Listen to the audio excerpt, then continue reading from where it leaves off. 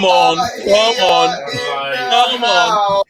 I'm not gonna lie. This feels very weird. Not seeing all the admin controls. So I was like, hold on. Yeah. I was like, hold on. Where's all my buttons gone? What's going on here?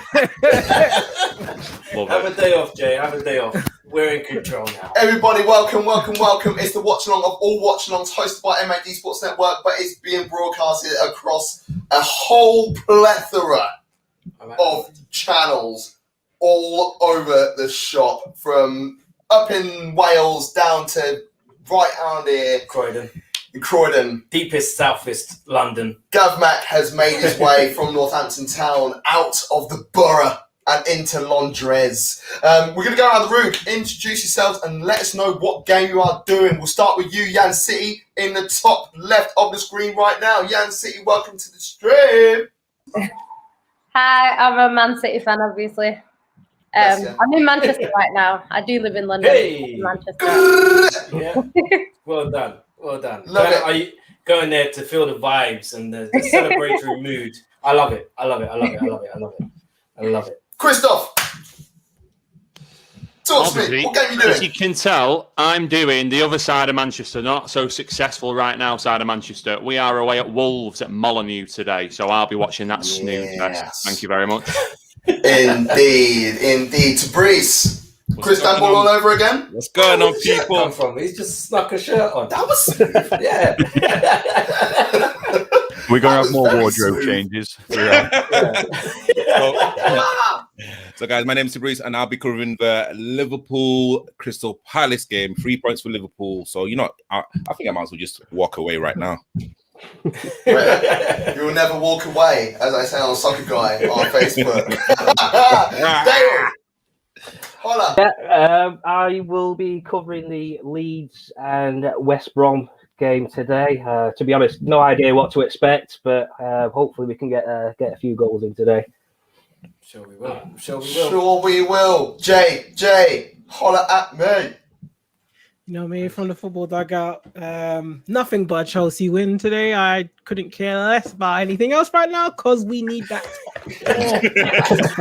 So, sorry, Liverpool. I couldn't care. You can win. I don't care. Lose.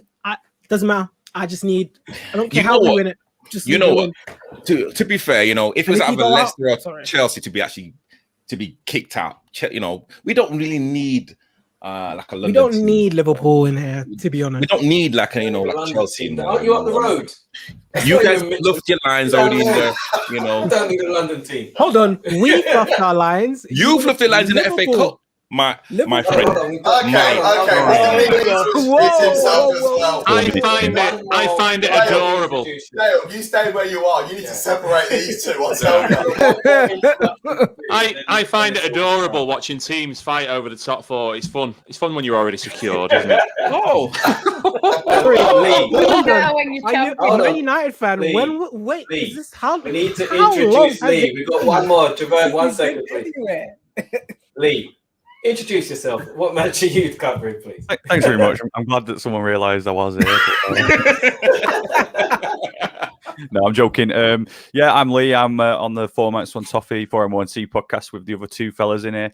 I am covering Fulham versus my dad's team, Newcastle United. Two teams that are safe. Well, as in they know what their outcomes are already. Fulham are down. Are they going to be a bit of a last bit of glory for them, get a final win in the Premier League before they go to the depths of the Championship? Newcastle again safe. Are they going to have a bit of a go at it? Alan Saint-Maximin's been pretty entertaining recently, and he's starting up front. So looking forward to it. Actually, it could go either way. So if you see me asleep halfway through, then it's gone the way I was expecting it to be. But fingers crossed we get a decent game and loads of screamers. That's all I'm asking. Lovely. Go on, Joe. Loads of screamers. What happens when a screamer goes in? Oh, everyone's asking. Well, I'll tell you what. Golazzo!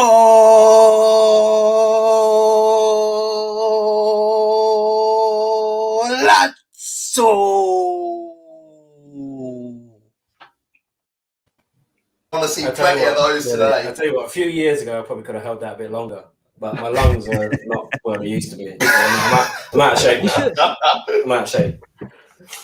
Devo, what game are you covering? I am covering West Ham versus, hold on, who are they playing? West Ham Southampton. West Ham Southampton. And it's unfortunate, I thought West Ham would still be in the race for the top 4 when it's coming. Listen, everyone that thought that were nuts.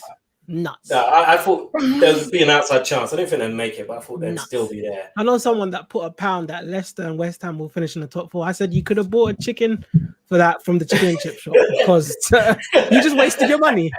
You wasted your money. You ain't getting that.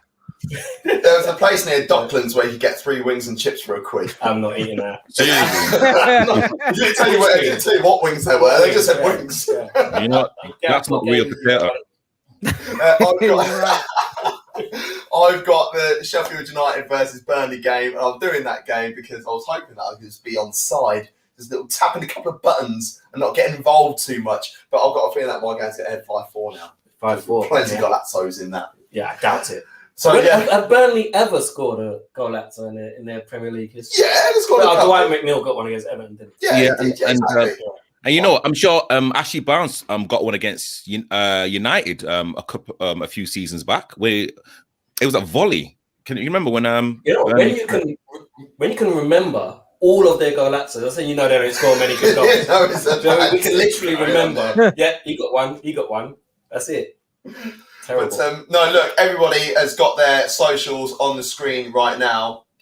So zoom in if you can't see it at the moment. Everyone's got their socials there. So make sure you subscribe and follow all the guys that are here. This is being shown, this is being sort of broadcasted to you, if you want to call it that, by MAD Sports Network. But it is available on everybody's socials that is on this stream right now because we want everybody to support everybody. We believe in that. Follow each other. Let's grow together. Let's make something happen. For sure. Loads of games that we're going to be covering today. I can imagine there's going to be a bit of banter going on. Ideally, rather because we had a couple of people having to drop out for illness. So if you want to be involved in this, by all means, send us a message. I'll be able to send you a link to get yourself involved. A couple of games that do need covering. We can do it ourselves because we're all astute YouTube people. Professionales. Indeed. That's Italian. But if you want to be involved in the show, by all means, give us a shout. And also, feel free to throw your comments in there as well. Like Mustafa has. He said he's going to be a brilliant end to the season via YouTube. Thank you very much for watching. Nick Sports getting involved. Nix, what are you on about? What are you on about? What are you on about? Positive vibes here anyway. Banter is banter, and that is all good. All positive vibes, though.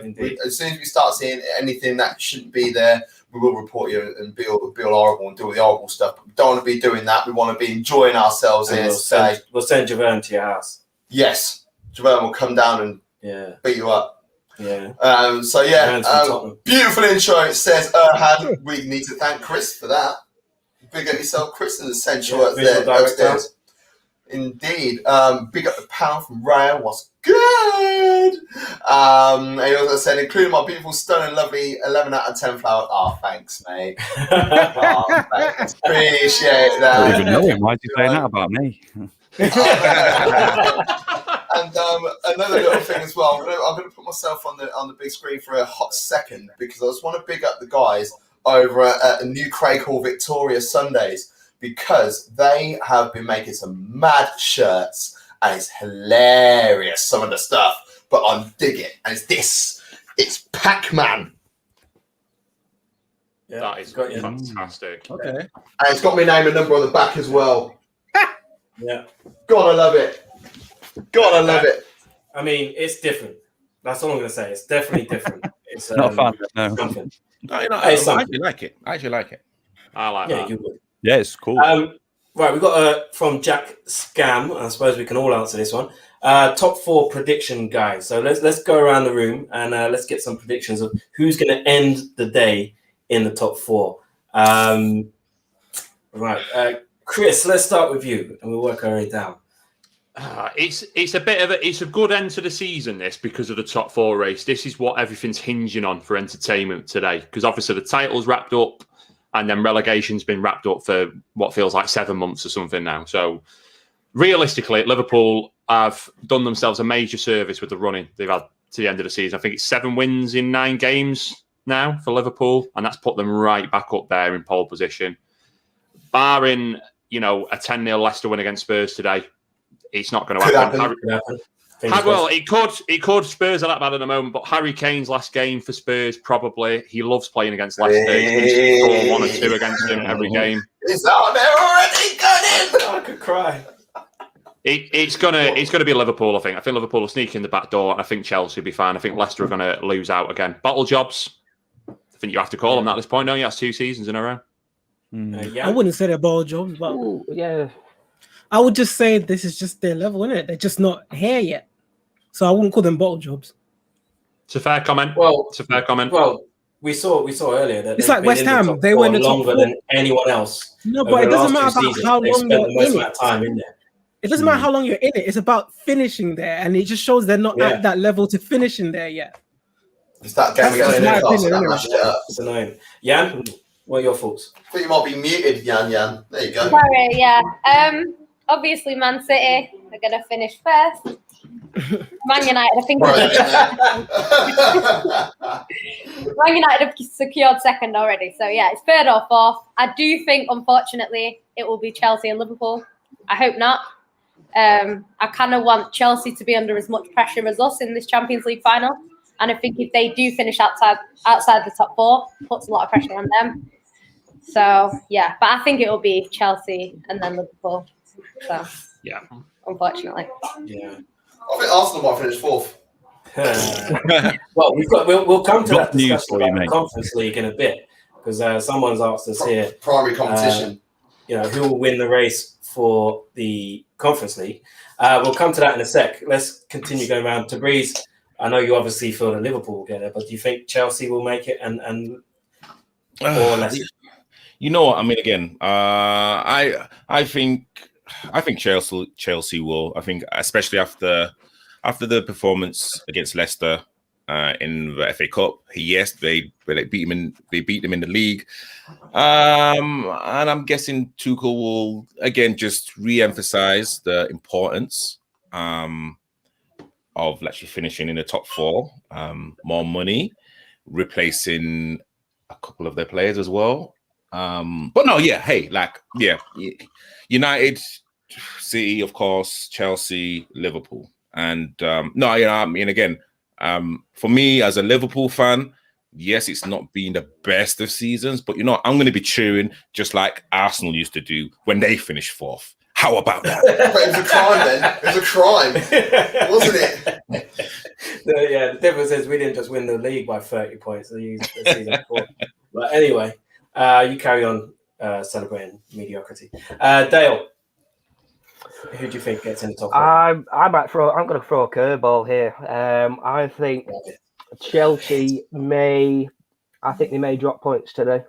I think they may get a draw. As well.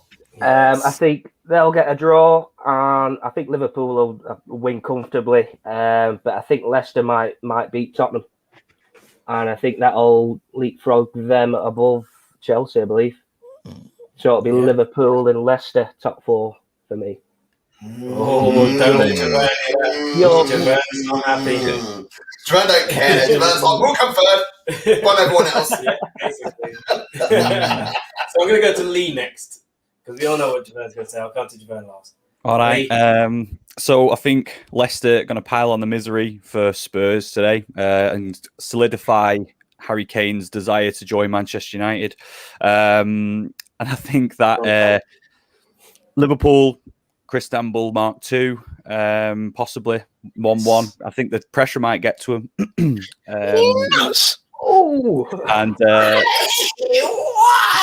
got the love from the Josh man there. Is this serious? Anfield, you got fans now. But my God, it's one of them, innit? I've just got this feeling today that things aren't going to go the way everyone wants them to. Chelsea, they could come unstuck. I'm kind of with Dale on this one as well. Ollie Watkins masterclass against Chelsea. Grealish is back. Grealish wants to get minutes in before the Euros. Yeah, Grealish is so back. I'm going to throw my neck out there and say Leicester to finish 3rd, Chelsea 4th, Liverpool 5th.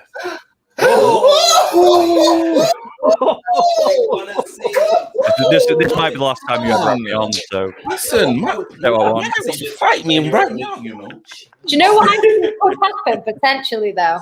I actually think Chelsea could drop points to Villa, but then Leicester lose anyway, so they still get top 4 even if they don't win. I can see that. I could definitely see that. Yeah. To be fair, that's one outcome I hadn't really thought of. But no one knows this, so I'm just saying the most ridiculous things possible. Yeah. You know what? I think for the neutrals, people would like to see Leicester in the Champions League. I think, let's kind of talk about, like, everyone says top 4 and, like, like the big clubs stuff. I think, Leicester, I'm not going to say they've been punching, but, I think they're now an established top 4, 5, 6 club. So, why not? And, I think, it's a good fairy tale for them. I think it'd be a good fairy tale. Yeah, I think you're right. I think some may say, well, Leicester getting Champions League is just a team that goes out into the Europa League at first group stage knockout. Whereas if Liverpool and Chelsea qualify, then English clubs are more likely to progress. But then I'm with you. I'd like, from an obviously neutral perspective, I'd love to see Leicester give it a proper shot. I think when they won the league, 2015 was it? They got in and they had quite a good account of themselves, but I think they're more prepared for it now, and it gives them the income to buy better players as well to sort of see them through. So I see where you're coming from. I think we would like to see it as a neutral. Everyone loves Leicester, don't they, as a neutral? So that's what I think anyway. It's the West Ham story as well, isn't it? We're going to come to you, Chris, actually, because there is a super chat which has come from Armchair Critic, so clearly is watching via the Football Dugout. So make sure you subscribe to that channel. Make sure you subscribe to everybody's channel here by law. Tell you that now. Anyone who's watching this via my Facebook page, it's not on my personal, it's on the MAD page. I thought it was on the personal page. No, it's on the MAD page. So everyone who's watching via there, please remove yourself from there right now and bring yourself over to YouTube and watch us via YouTube, via any of these channels that are available right now. That'd be wonderful and we would be highly appreciated. Anyway, Armchair Critic has directed the question towards you, Christoph, the visual director of MAD Sports Network. Chris, do you want to see Ronaldo return next season? Who doesn't want Ronaldo in the team, even at 45 years old? You know what I mean? He'll still score you 20 goals a season. And we wouldn't be able to get him as Arsenal fans until he goes to Chelsea first. He needs to go to Chelsea. He needs to go to Chelsea. And then we sign him on a 4-year deal at the age of 47. Yeah. I tell you, he wants to see him. The Glazers want to see him because he would be cha-ching in every sense of the word, in terms of fans coming into the stadium, in terms of shirts flying off the racks. He's just money wherever he goes, isn't it? But I wouldn't say no to Ronaldo coming back, but it's got to make sense for the team. And I wouldn't want him to come in and disrupt any of the players that we've got there at the moment. So you got to bear in mind our playing squads, our front line's probably going to be again next season Rashford, Cavani, Mason Greenwood, and Martial. And I don't want Ronaldo coming in and upsetting the balance, and Harry Kane. Well, I'm hoping Harry Kane. Jan's probably got like a wry smile there, thinking, Harry Kane's coming to us. We don't know yet at this point. He might even say Spurs. Jan doesn't want Jan wants Haaland. Yeah, Jan wants Haaland. Yeah, I'm not. You wouldn't say no to him. Nah, do you know what? I'm not a massive fan of Harry Kane, but I wouldn't. You can't turn him down based on what he does. But I'm not a massive fan. If I had a choice between him or Haaland, I would pick Haaland. But if it's a choice between Harry Kane or no one, you got to have Harry Kane. I'm going to pose a question then. You can sign Harry Kane for 100 mil or Haaland for 150 mil. Which one do you do? City I'd go for Haaland, you know. Because one, Haaland could stay at Man City long term. But if he doesn't, we can probably sell him in 5 years for a lot of money, whereas Harry Kane would probably retire at Man City. So I think. What about if it was 70 million? Money makes no difference. I don't know. It doesn't matter about money. If Harry Kane was like 75 mil, I think it'd be a good deal. But I think for over 100 mil, he could come and score us plenty of goals, win us everything. He could do that. Or he could be injury prone and kind of go down the same sort of route as Aguero. So we don't really know. It's a bit of a risk, but obviously I'd take him. He's Prem proven. He scores the most goals pretty much every season, and he would score a lot more at Man City because De Bruyne puts it on a plate for players. So he definitely. That is another. That's another thing that we got to look out for today as well. It's the race for the Golden Boot. Obviously, Harry Kane is strongly involved in that, as is Mohamed Salah. I believe it's between those two. I don't think anyone else can really pick them to it. If Lacazette scores 10 goals today, then he's in for a shout as well. So there's every chance. Yeah, Patrick Bamford's up there as well, isn't he? But that's another thing to look out for. If Bruno Fernandes gets a hat trick, then he'd be on 22. But that's if they don't score. So. It depends. So you're saying you're not going to get 3 penalties? Yeah, exactly. So we get 3 penalties. Stranger things have happened. So I think they're neck and neck on 22 goals each, aren't they, Kane and Salah? Scoring the winning goal after the full-time whistle. Exactly. Things like that. The Man United can do anything, especially in the age of VAR. So one other question that we had was about the Conference League. That. And the qualification for the Conference League, which is something that no one apparently wants to be in, apart from Union Berlin. Big up Union. And big up the Bundesliga show. Wednesday night. There you go.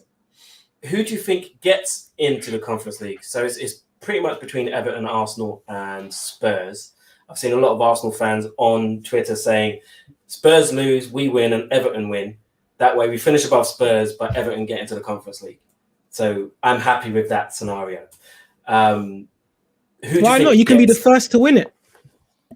No, well, to be fair, I'm not 100% against the Conference League because I think we'll just play the kids and it'll be another way of getting them experience. Yeah, I'm not against it. But it's a very long, drawn-out competition. I would love to see Spurs in it just because it'll be funny. But if we were to be in it, I wouldn't be against it. But I just want to finish about Spurs. Imagine going from the Super League to the Conference League. Oh, I was just going to say, after this today, can we all start a petition to get that competition called what it actually is? The Papa John's on Tour League. That's what it is. That's what it is. Let's call it what it is. Well, this is the top end of the table. I thought I'd get it. Leeds can still finish as high as 7th if goals go flying in left, right, and centre, which isn't going to happen, but they can. Arsenal currently in 9th on 58 points. Then we've got Everton on 59. Arsenal on 58, Everton on 59, Tottenham on 59.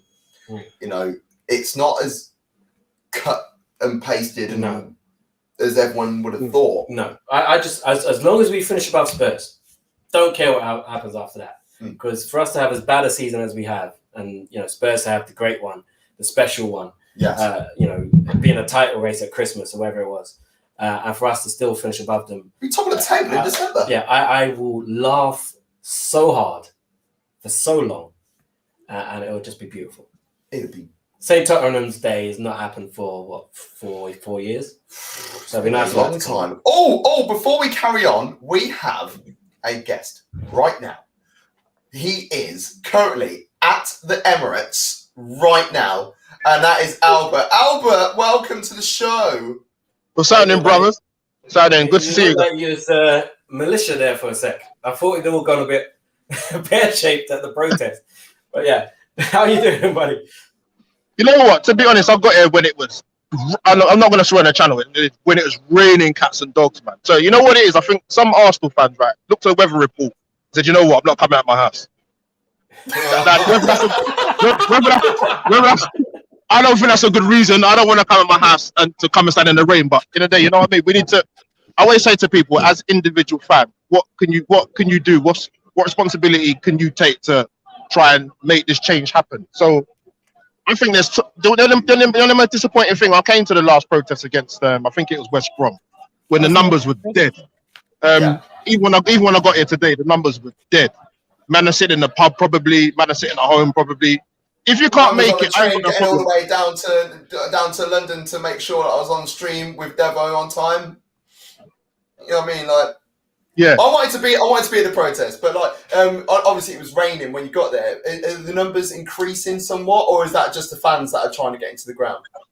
The numbers were slowly increasing. But you know what? And to sum it up, this is just my opinion. I can't speak for any other person that's come to the protest, but it seemed like people were happy to come out of the house when the weather's terrible to go and buy the new kit. But you don't want to come out and protest. That makes no sense to me, bro. Yeah. So listen, if you want to go and buy the kit, or if you want to go and buy 25 million training tops, good luck to you. But then don't be saying you want KSC out, because that to me doesn't make no sense. Yeah, it's baffling. I hear that. What do you think the likelihood is of it actually happening, this takeover? Say that again. What do you think the likelihood is of this takeover going through? Do you reckon it's got legs, or do you think it's all a bit of a PR thing? No, that's a good question. You know what it is? I just think it's hard for Arsenal fans to stomach this, but if there's one time in your lifetime as an Arsenal fan you need to be patient, it's with the takeover. Not with Granit Xhaka, not with Bellerin, not with certain other players at this football club. The takeover, yes, because it's going to take time. This guy's not just going to accept a bid and walk away from Arsenal. He's been here for a number of years, so Arsenal fans might not want to hear it. Whether it's Daniel Ek or Dangote or whatever successful businessman out there, this is going to be painful. It's going to take time. But Arsenal fans can't just wake up and think, oh, you know what? Daniel Ek puts a bid in, Kroenke's going to accept and walk off into the sunset. You're living in cloud cuckoo land. Everything has a price. These are businessmen. So you know what? If he's serious, Daniel Ek, and you heard Dennis Bergkamp come out and speak, and Bergkamp don't come out and speak at any time. I've never heard Dennis Bergkamp speak about anything. So Arsenal fans should feel buoyed by that to say, you know what? We might have to be in for the long haul, but if that's what's going to take the change for it to happen, then let it happen. Because the thing is, let's be honest, right? Even if we get a new owner that comes in, yes, of course, there's an element of risk to it. That's going to happen. But I would rather take a new owner than what we've had for the last 10, 15 years. Yeah. Very much so. I agree with that. Albert, speaker from the heart. So, are you actually going to be going to the game today, Albert? No chance, bro. No, man. No. You know what? That's nothing against them. If Arsenal fans listen, they've been starved of football, been going to watch Arsenal play, right? And I hear that argument. I know certain Arsenal man that have got wives and girlfriends. They would leave their wives and girlfriends to go and watch Arsenal. I'm telling you. So if they want to go, then they go. But from my own personal point of view, even if I was able to get a ticket and go today, I'm not going, man. They've not given me no joy this season. I don't like this team. I don't like the manager. I don't like the club. Like, they've not given me nothing this season. Like, I hear today that you guys can confirm it for me. People dropping in the chat when I done the live stream that Josh Kroenke's at the stadium. What for? So well, go on, What's he here for? Just the day out. It's ridiculous, bro. The atmosphere's really good. And you know the thing is, for the fans that have gone to the game today, right? If you're gonna go in the stadium and watch this game, right? You know what? And the funny thing, they probably will. What? Don't clap the players, bro. Don't clap them. Don't be standing up there waiting for them to do the whatever when they walk around the stadium, whatever. What are you applauding them for? What have they done for you to say, yeah, you know what? It's been a tough season, but you man have put a shift in. You haven't, bro. It's not good enough. Like, if you do something in the stadium, stand up in the 39th minute or walk out in the 60th minute. But you know what? They're not going to do that, guys, because the fan base has all got their own agendas, bro. Yeah. There's for example, I went to the protest against Everton, right? Where there's about 4,500, 5,000 people there. Even before the run up to that protest, there's no point going. Kroenke's not going to sell. But they're the same man praising Arsenal fans that went to the protest. Tell me if that makes sense.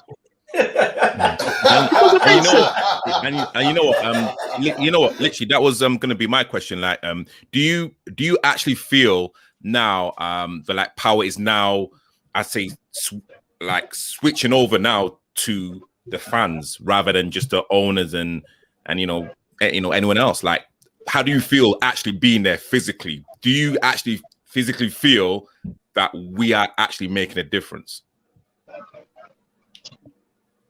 The thing is, with any type of pressure you put on, it's got to be consistent. But the problem with the protests that the Arsenal ones, it's not been consistent, bro.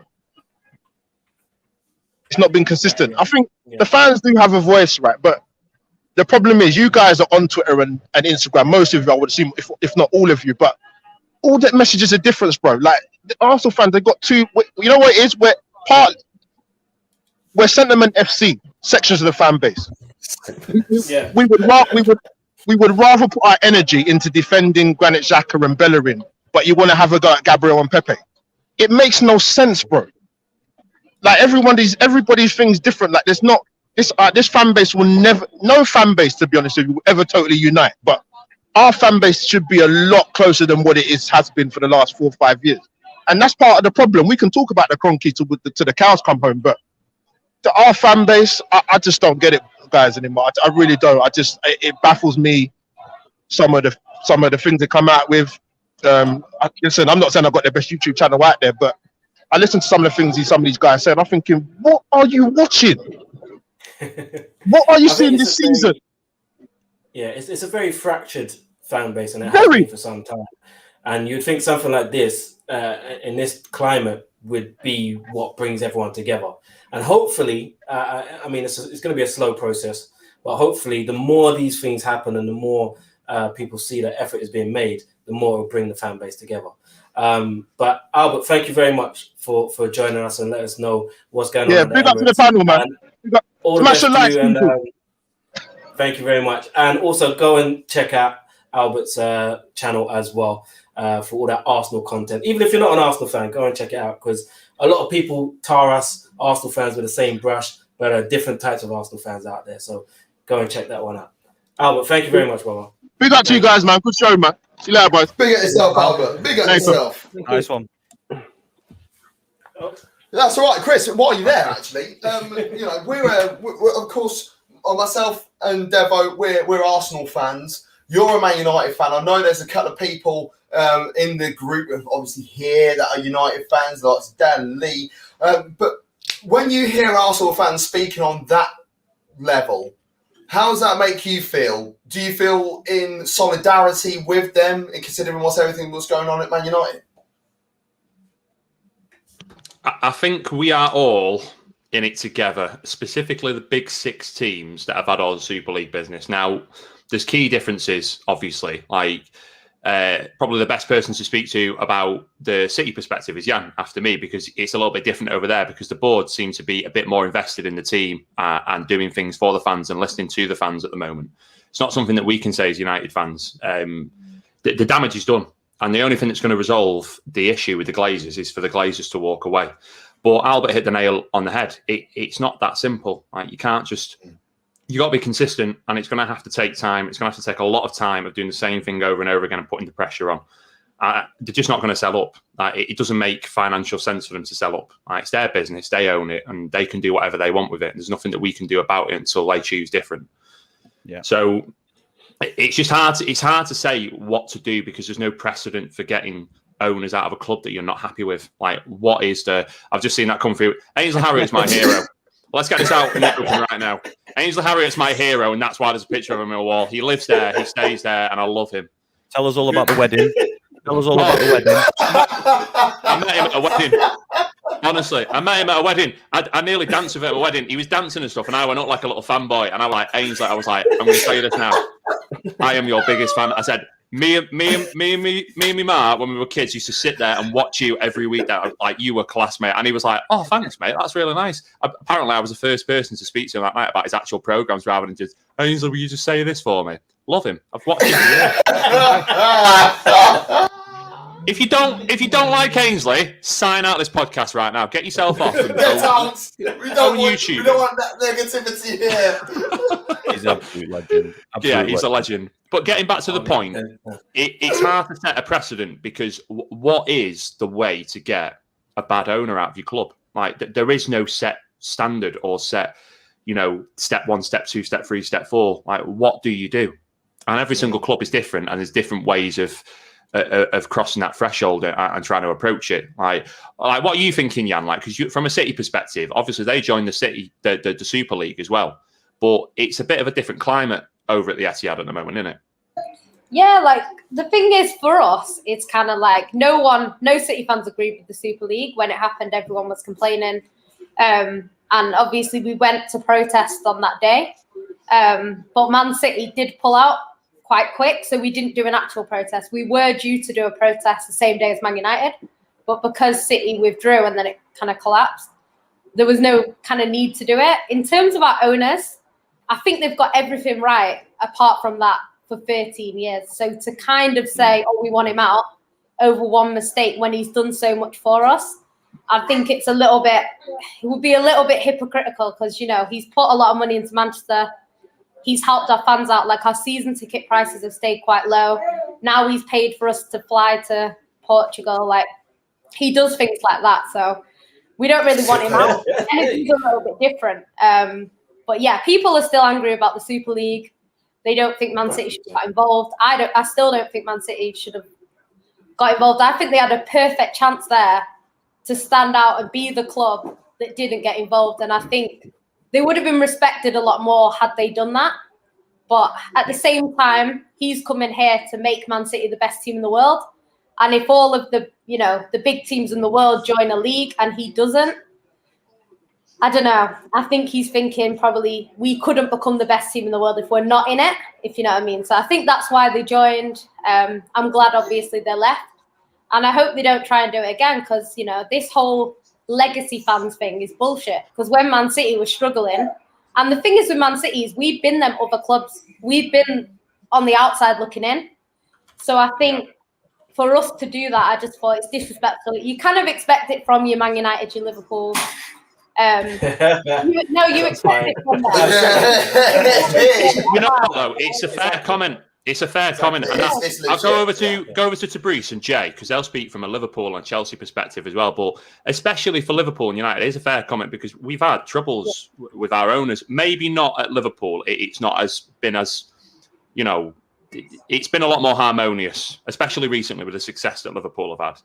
But there's been a lot of unrest there as well. So, I mean, how do you guys approach it? Like, what's the solution at Liverpool? Do Chelsea fans want them out? Like, what's the feeling over there?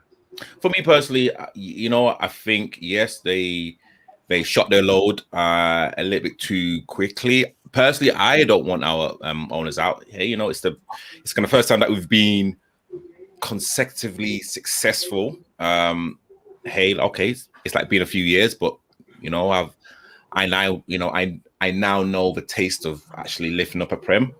Regarding the whole Super League and literally how it happened. Listen, you know what? I firmly believe there's going to be something in the pipeline. I don't know when. I think they will really, you know, probably iron it out a lot more. There's going to be I'd say a manifesto. I think what it is for me personally, you know, I'm nowhere near the elite stage of my foot. I was nowhere near. However, I think if they kind of came into it and say, okay, you know what, this is like the Super 6 League or the European League, and you know, we're gonna have X amount of billions, but you know what, this is how it's gonna affect the local communities in Liverpool, in Chelsea. These are the facilities that we're going to I'd say erect regarding grassroots football within these communities. I think people would be more open to actually at least hearing their suggestions, because again, you know, let's be real. And again, you know, my I'd say not expertise, but my kind of background is Sunday league football and grassroots football. A lot of these, you know, elite players come from, you know, the kind of grassroots game. If there was a roadmap in terms of, okay, you know, we're gonna get more 4G pitches that are gonna be more cost effective or free. We are gonna put a lot more stuff in the community, and this is how much money we are planning to actually give to these cities and communities. I think people would be more open to the idea. Not saying that people will actually agree, but how they just went like straight in, and you know, and again, I think what really bothered me personally is that the players didn't know, like managers, you know, these are the players that we kind of look up to. These guys didn't know. And, you know, if like Jurgen Klopp didn't know or whoever, then you know what? It makes us look like fools. But I mean, I do believe that there's going to be something in the pipeline, but I think they're going to go about it a little bit differently. Yeah. Javon? I'm probably a Chelsea standpoint. For me personally, I wanted a Super League. Like I said, but how they went about it was probably not the right way with all the backlash. But I think the reason why there's more backlash for Man United and let's say Liverpool fans to a degree, and you're not really hearing like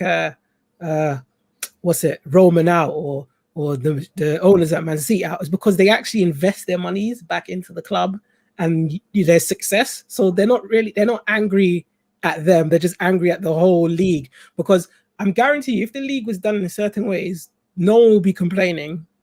It's just that they just didn't like how it was done. But obviously, this was enough for, let's say, this was enough for like Arsenal and Arsenal fans and Manchester United fans, because it's like, hold on, you guys taking money, not investing in the club, and now you want to put us in the Super League and get more money. Nah, they're just even more pissed. So I feel like that's where the outcry and outrage is. I may be wrong, but I feel like most of it comes from that, because, I mean, like I said, if you look at Chelsea and Man City, they're not saying owners out. They're just angry, and they're just saying, no, get out of the league. That's it. They're not saying anything else. So I think more of the other clubs' frustration is down to them not investing back into the club. But for me, I wish there was a Super League. I would love to see how that would have turned out, but here we are. Do you know what? It's the way that it was marketed, though, because if they said, like, okay, we're going to scrap the Champions League and we're going to create this league, which is more like an actual league, I think people would have gone for that. But it's the way that they kind of did it, put it out there. Players didn't know, managers didn't know, fans didn't know. And it was like, we're going to go and play our matches abroad. Like, if you've been going to every single game home and away since you were 5 years old, and then they're trying to tell you, the Manchester derby next year might be in Dubai. Like, you can't do that. And I think I hear that. Well, I think, and it's what they said as well, the comments coming from Real Madrid's owner, like disrespecting the fans and stuff like that. I think if it had been done, I agree with you, if it had been done a different way, then maybe people would have been more for it. But it was just the money-making machine. Like you say, Man City's owners and Chelsea's owners would invest that money back. Man United's owners are not going to invest that money back. Liverpool, that's why there's more outrage for them than them. So they're getting more money, but the club's not getting any better. You're not getting any better players. So, yeah, it's the way they went about it that's the problem. Man United fans have been in outrage, but one could say they've actually gone bad. Aren't they not second in the league? Aren't they not in a European final? What is all this fake outrage from Man United fans? No, you know what? I need to know. You know what? I need to know. You know, Ollie is a great manager. I need to know. He is just top notch.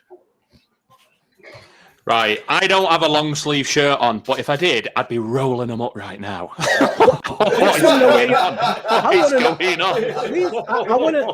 I need to know where this outrage is coming from, because you're second in the league. You're in a European final. You got a decent first team squad and a decent manager. I feel like this could go left. This is fine. This could go. But what we want to do, Ollie out. Ollie out. Getting close to kickoff. Yeah. And he's second. This is fine. I can live. We could get deep into this chat very, very shortly. But we are very close to kickoff. We want to run through a couple of the teams that are getting involved as well. So. I don't know if everyone's got their team sheets up as such yet. I can run through the Sheffield United stuff right now. I know everybody cares. The main game. Everybody cares. Sheffield United versus Burnley. So, Sheffield United's their last game in the Premier League for the best part of 10 years. Let's be real. Not many kids knocking around, but they have started with Daniel Jebison again, who scored on his debut last week, and his starting debut, of course. So they've gone with Aaron Ramsdale in goal. John Egan is his armband. They've gone with a back five. Egan Basham, Robinson, Ender Stevens, and George Baldock, little midfield. 2/3 of Norwood, Fleck, and Osborne. Then they're playing two up top. Hey! Unnecessary plug there. With David McGoldrick, world class, and Daniel Jefferson and Burnley. Imagine that. They've got one 4-4-2 as well. Oh. In fact, no, they haven't. What? They haven't gone with a 4-4-2. Say what? Jimmy Dunn at the back, alongside he's playing right back. Matty Lowton. He's playing centre back. Matty Lowton playing centre half. Alongside James Tarkowski, who's wearing the skipper's armband tonight. Is this his last game for Burnley? He might be going to Tottenham with Sean Dyche. Indeed. Charlie Taylor there. Goodmanson, Westwood, McNeil and Cork. And it looks like Brownhill might be playing in Just the behind, hole with Chris Wood up top. Will Norris is starting a goal today for them, which he's the third choice goalkeeper. So we'll soon see what happens there. They named a couple of kids on the bench as well, which I think is quite nice. Okay, and I've got West Ham versus Southampton. David Moyes, who I owe an apology to because I've gunned him for many years, and he's actually done a good job at West Ham. But they will be relegation favourites next season. Mark your words, you heard it here first. In goal, Lucas Fabianski, ex-Arsenal keeper, of course.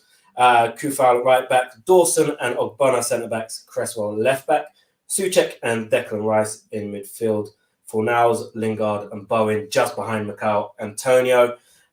Strong season for West Ham, looking for a strong finish. Southampton, Alex McCarthy in goal, Walker Peters right back, Bednarek, Vestergaard centre back pairing, Salisu at left back, Armstrong, Ward-Prowse, Diallo and Minamino in midfield, with Danny Ings and Nathan Redmond apparently up front. I think the app that I'm using may have got this formation wrong. They might have got it wrong. But they sometimes plays for the middle.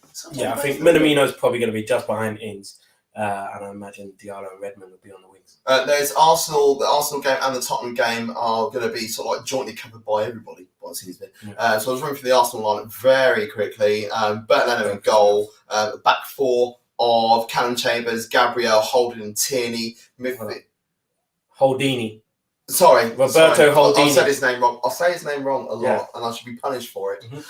So then a midfield like a holding two of Xhaka and Partey, league winning Partey as well, because he started the season at Atletico Madrid. And then the three in behind are Odegaard, Smith Rowe, and Pepe with Aubameyang through the middle. Brighton, Robert Sanchez starting in goal. Got Ben White, Webster, Dunk, and Dan Burn at the back. We've got Yan Kambash, Crespashai, different story for different time. And then Bissouma, Moda, Gross, and Trossard. And it looks like McAllister might be playing a false nine, so they haven't really got a striker. Who should go to next? Who's got a lineup that they're ready to go through? Yeah, I can go. Yeah, let's go to Lee. We go to Lee. There he is. Fulham versus Newcastle. So, also, just to let you know, if you can pick up any sort of lawn mowing or trimming on this microphone, some idiot outside has decided that now's the time to start doing that. The football's on, mate. I don't know if you've noticed. So,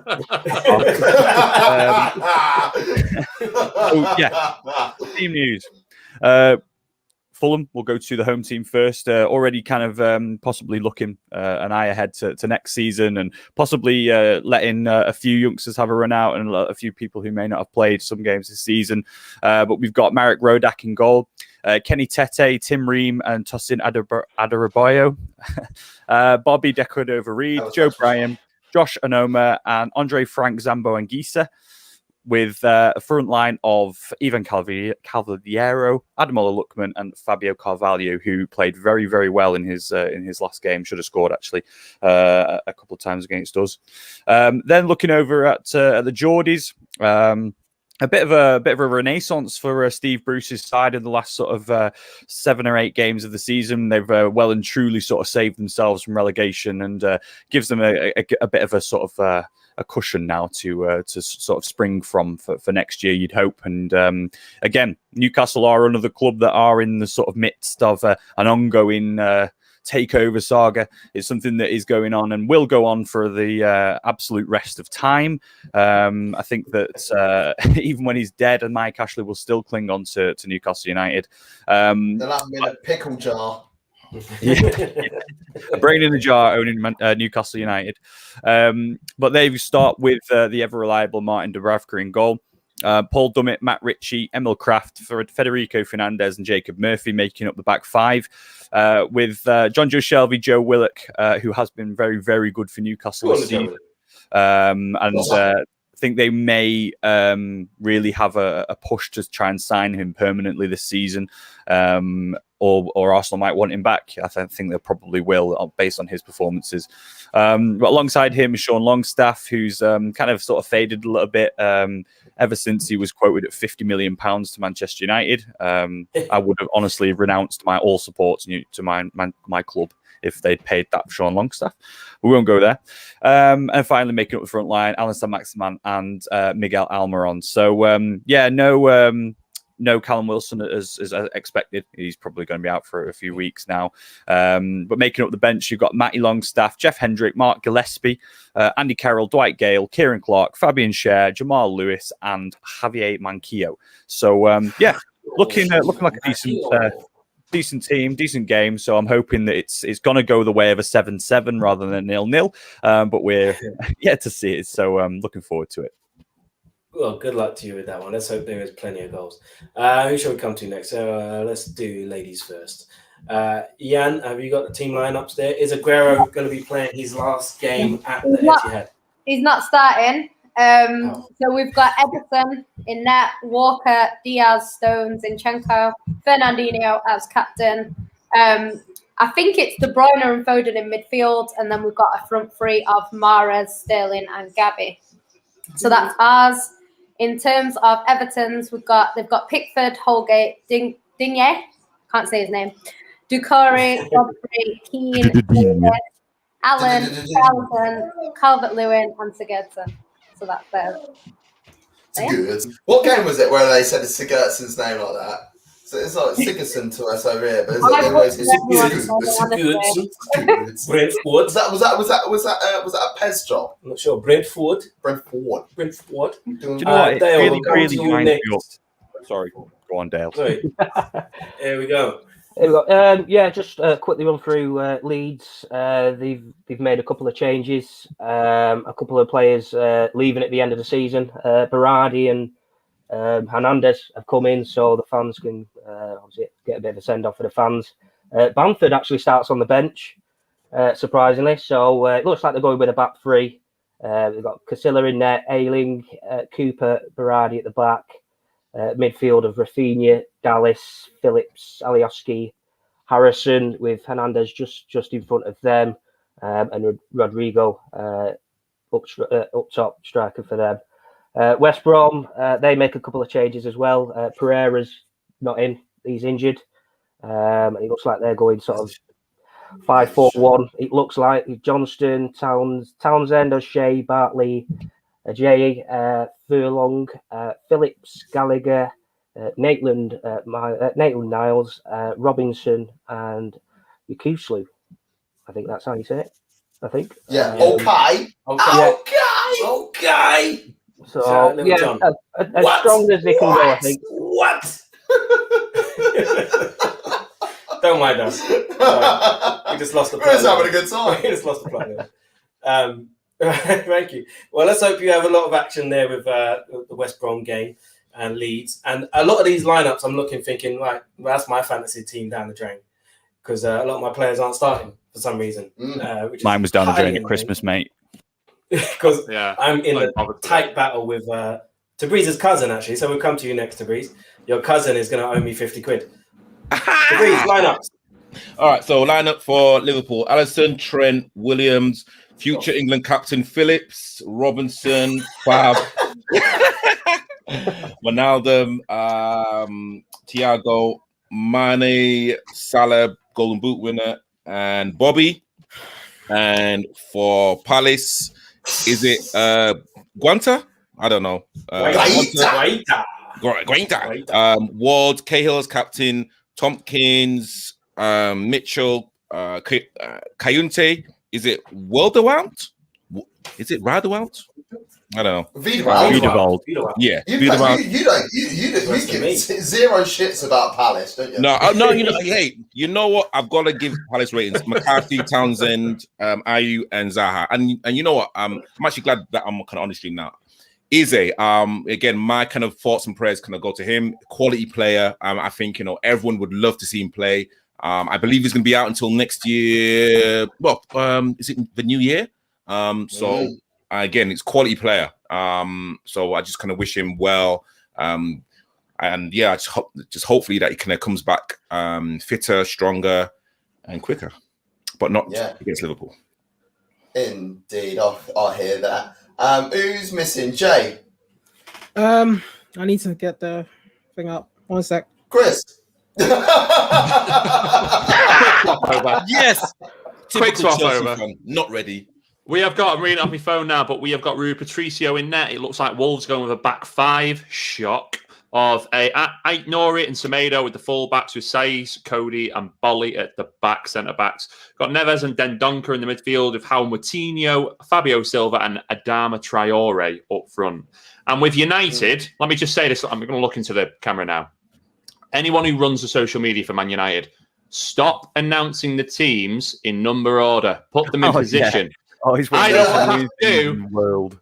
I don't want to have to do the hard work of deciding what formation we're playing. Please stop. Oh, I can't stand that.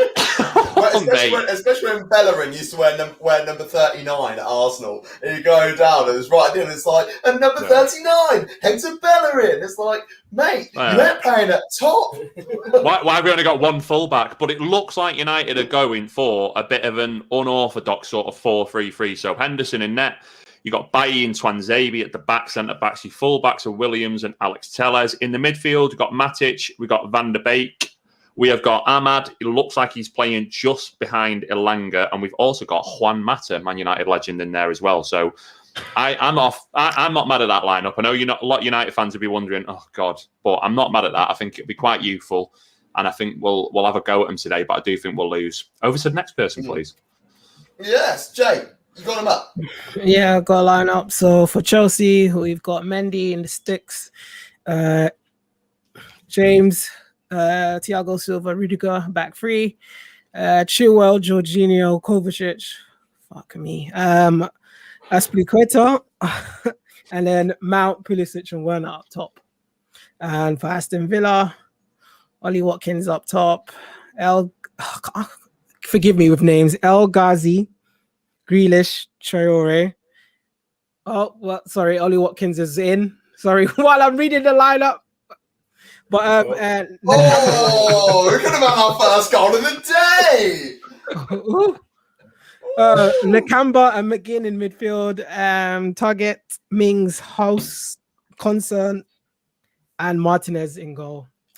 I always want to call Courtney Horace. I always want to call him Hauser. I'm not sure. How's your father? I desperately want to speak German. Yeah, German, isn't it? I think that's everyone seems apart from the Spurs game, in fact. So I'll run through the Spurs. We don't need to know about Spurs. We don't need to know about Spurs.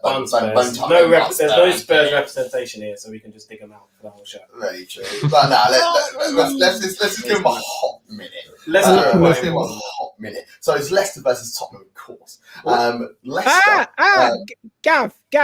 Oh, we got a goal. iPad. Oh, rah. Wow. Oh, see, Javern, this is why you're here. Javern with the eyes. This is why you're here. Listen, gotta make or break, next minute, everything. 2 weeks, no stream. After all that, just seconds into kickoff and the stream is done. 2 weeks. We thought there would been a goal. There's a goal. There's a goal in the park. iPad, is that a Villa player? Who's he? Good player, great player. Other tablets are available. Leicester playing against Tottenham. We're 4 minutes into that game at the moment. Still 0-0. Kasper Schmeichel in goal. Back three. Oh, yeah.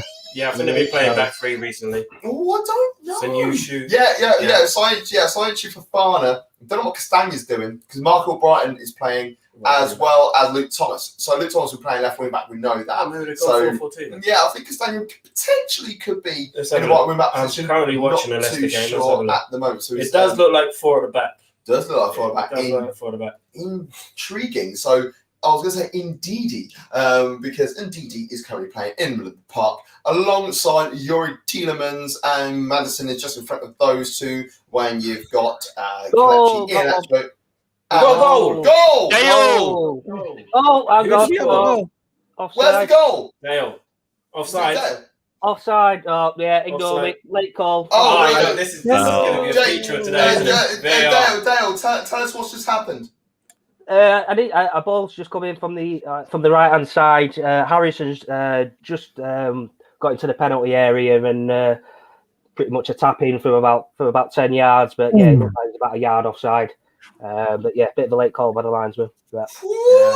False alarm, 0-0. VAR. I think it is going to be. I think it is going to be. Sheffield United almost were through as well for a moment. George Baldock getting into a little bit of space, but nothing coming of it, and now it's just a throw-in to Sheffield United, quite deep into the Burnley half at the moment. I'm sorry. I'm just kind of watching the Liverpool Palace game, and Mr. Townsend, he's kind of putting two quality balls in, and it's really kind of got Liverpool's back like for really pedaling back, and he kind of definitely looks like he's on it today, just like his hairline. Just like his hairline, immaculate hairline. Honestly, you know what?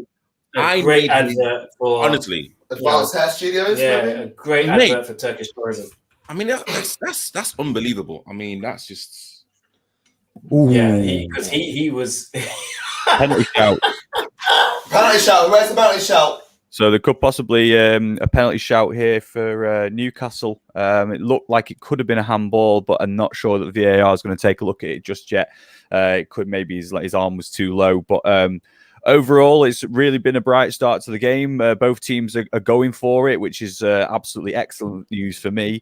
But Newcastle just got to take a corner. No VAR check, so it mustn't have been a conclusive enough as the ball goes in. Or goalkeepers punch in with two hands when they could have caught it. Yeah, and the ball's been cleared. So yeah, nothing happening just yet. But 0-0, 7 minutes played. It should be 1-0. I saw you with your hands on your head there, mate. It should be 1-0 here. It comes into the penalty area. Alanga's on his own, and he absolutely he hits a pigeon in the north stand. I don't know what he's doing there. He should be hitting the target. He should be hitting the target. But let's just christen this properly. We have kicked off. We're about 7 or 8 games into, or 8 minutes rather, into kickoffs. It's the watch along. It's every Premier League game. And it's live! And it's live. Knew that was coming. Get the fuck in. Let's go. Absolute scooch. Well done, mate. Well done. Can I just say as well, I'm getting real... I've never noticed this before about Southampton's kit, but I'm getting real River Plate vibes from it. Yeah. I think the stripe is on the wrong side. Yeah, it's a shout that, actually. Yeah, I like that. I'm not sure if it's or is that Everton next season vibes with a different colour? Because what are we thinking about that Everton shirt? It's got a red sash on it, and they're trying to say it's salmon. It's fucking red. Someone tagged me in it and said it looks like a bunch of women on a hen do. You know when they put that sash across them sometimes. Oh yeah, getting married. Right. Yeah. Right to be. Amazing shout that is. Brilliant. Oh, dear. Daniel Henkel, he is not happy about that Elanga opportunity. He should score that, he said. Anybody, if you want, you get involved in the comments. We've got your comments over. Anything you want to ask or any questions that you've got, just like Benny Whitcamp has got a question. He said, is Partey considered a La Liga winner because he started 3 games for Atletico? Indeed, he is. We actually have 2 league winners in our squad this season, with Torreira being on loan at Atletico. Yes, that's to right. go with the league winner we had last season, El Neni. There you go. So we're just a squad full of winners, really. Squad full of winners. You just need to make it happen at the Arsenal. That's all we will take anything we can get. We are shameless. We are. So it's goalless everywhere, I believe. It's goalless everywhere. It's going to be one of those days, isn't it? 0 0-0 chances every game. West Ham. We do actually have a corner at Burnley. Oh, Chris Wood. It's not gone in, but that was a very good opportunity. Corner whipped in by Jonathan McNeil, and it's headed just wide by Chris Wood. In fact, it's gone for a corner. That's come off Bashman's head. And this could be a chance. Southampton on the breakaway. He's through. Oh, we're in the right place. Minamino is in. Minamino's in. And he has put it just wide. Oh! inches past the post. Everything's happening in Croydon right now. Yeah, that was a brilliant breakaway from Southampton. That came from a West Ham cross. Literally broke up the other end. 3 touches and then through a goal. And we're very close to another goal here again at at Bramall Lane with Dwight McNeil on the edge of the box on the right-hand side. He's literally just cut inside on his left. Where is he? Yeah, there he is on the right-hand side on the edge of the box, and he's tapped over the bar by Ramsdale. There's another corner for Burnley. Sorry, I just want to say, I just realised there's no Kante in the lineup. Had a chance, but it was great defended by Mitchell. He kind of shepherded him over to the left, and everyone knows that Mo Salah doesn't really like to kind of just shoot like that. Does that make sense?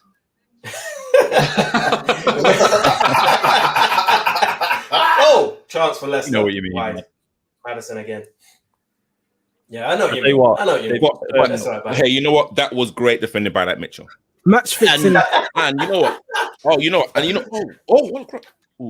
just want to say, you know what? It just feels so much different just having fans now at Anfield. It just feels completely different. You can tell that the players are now kind of responding well.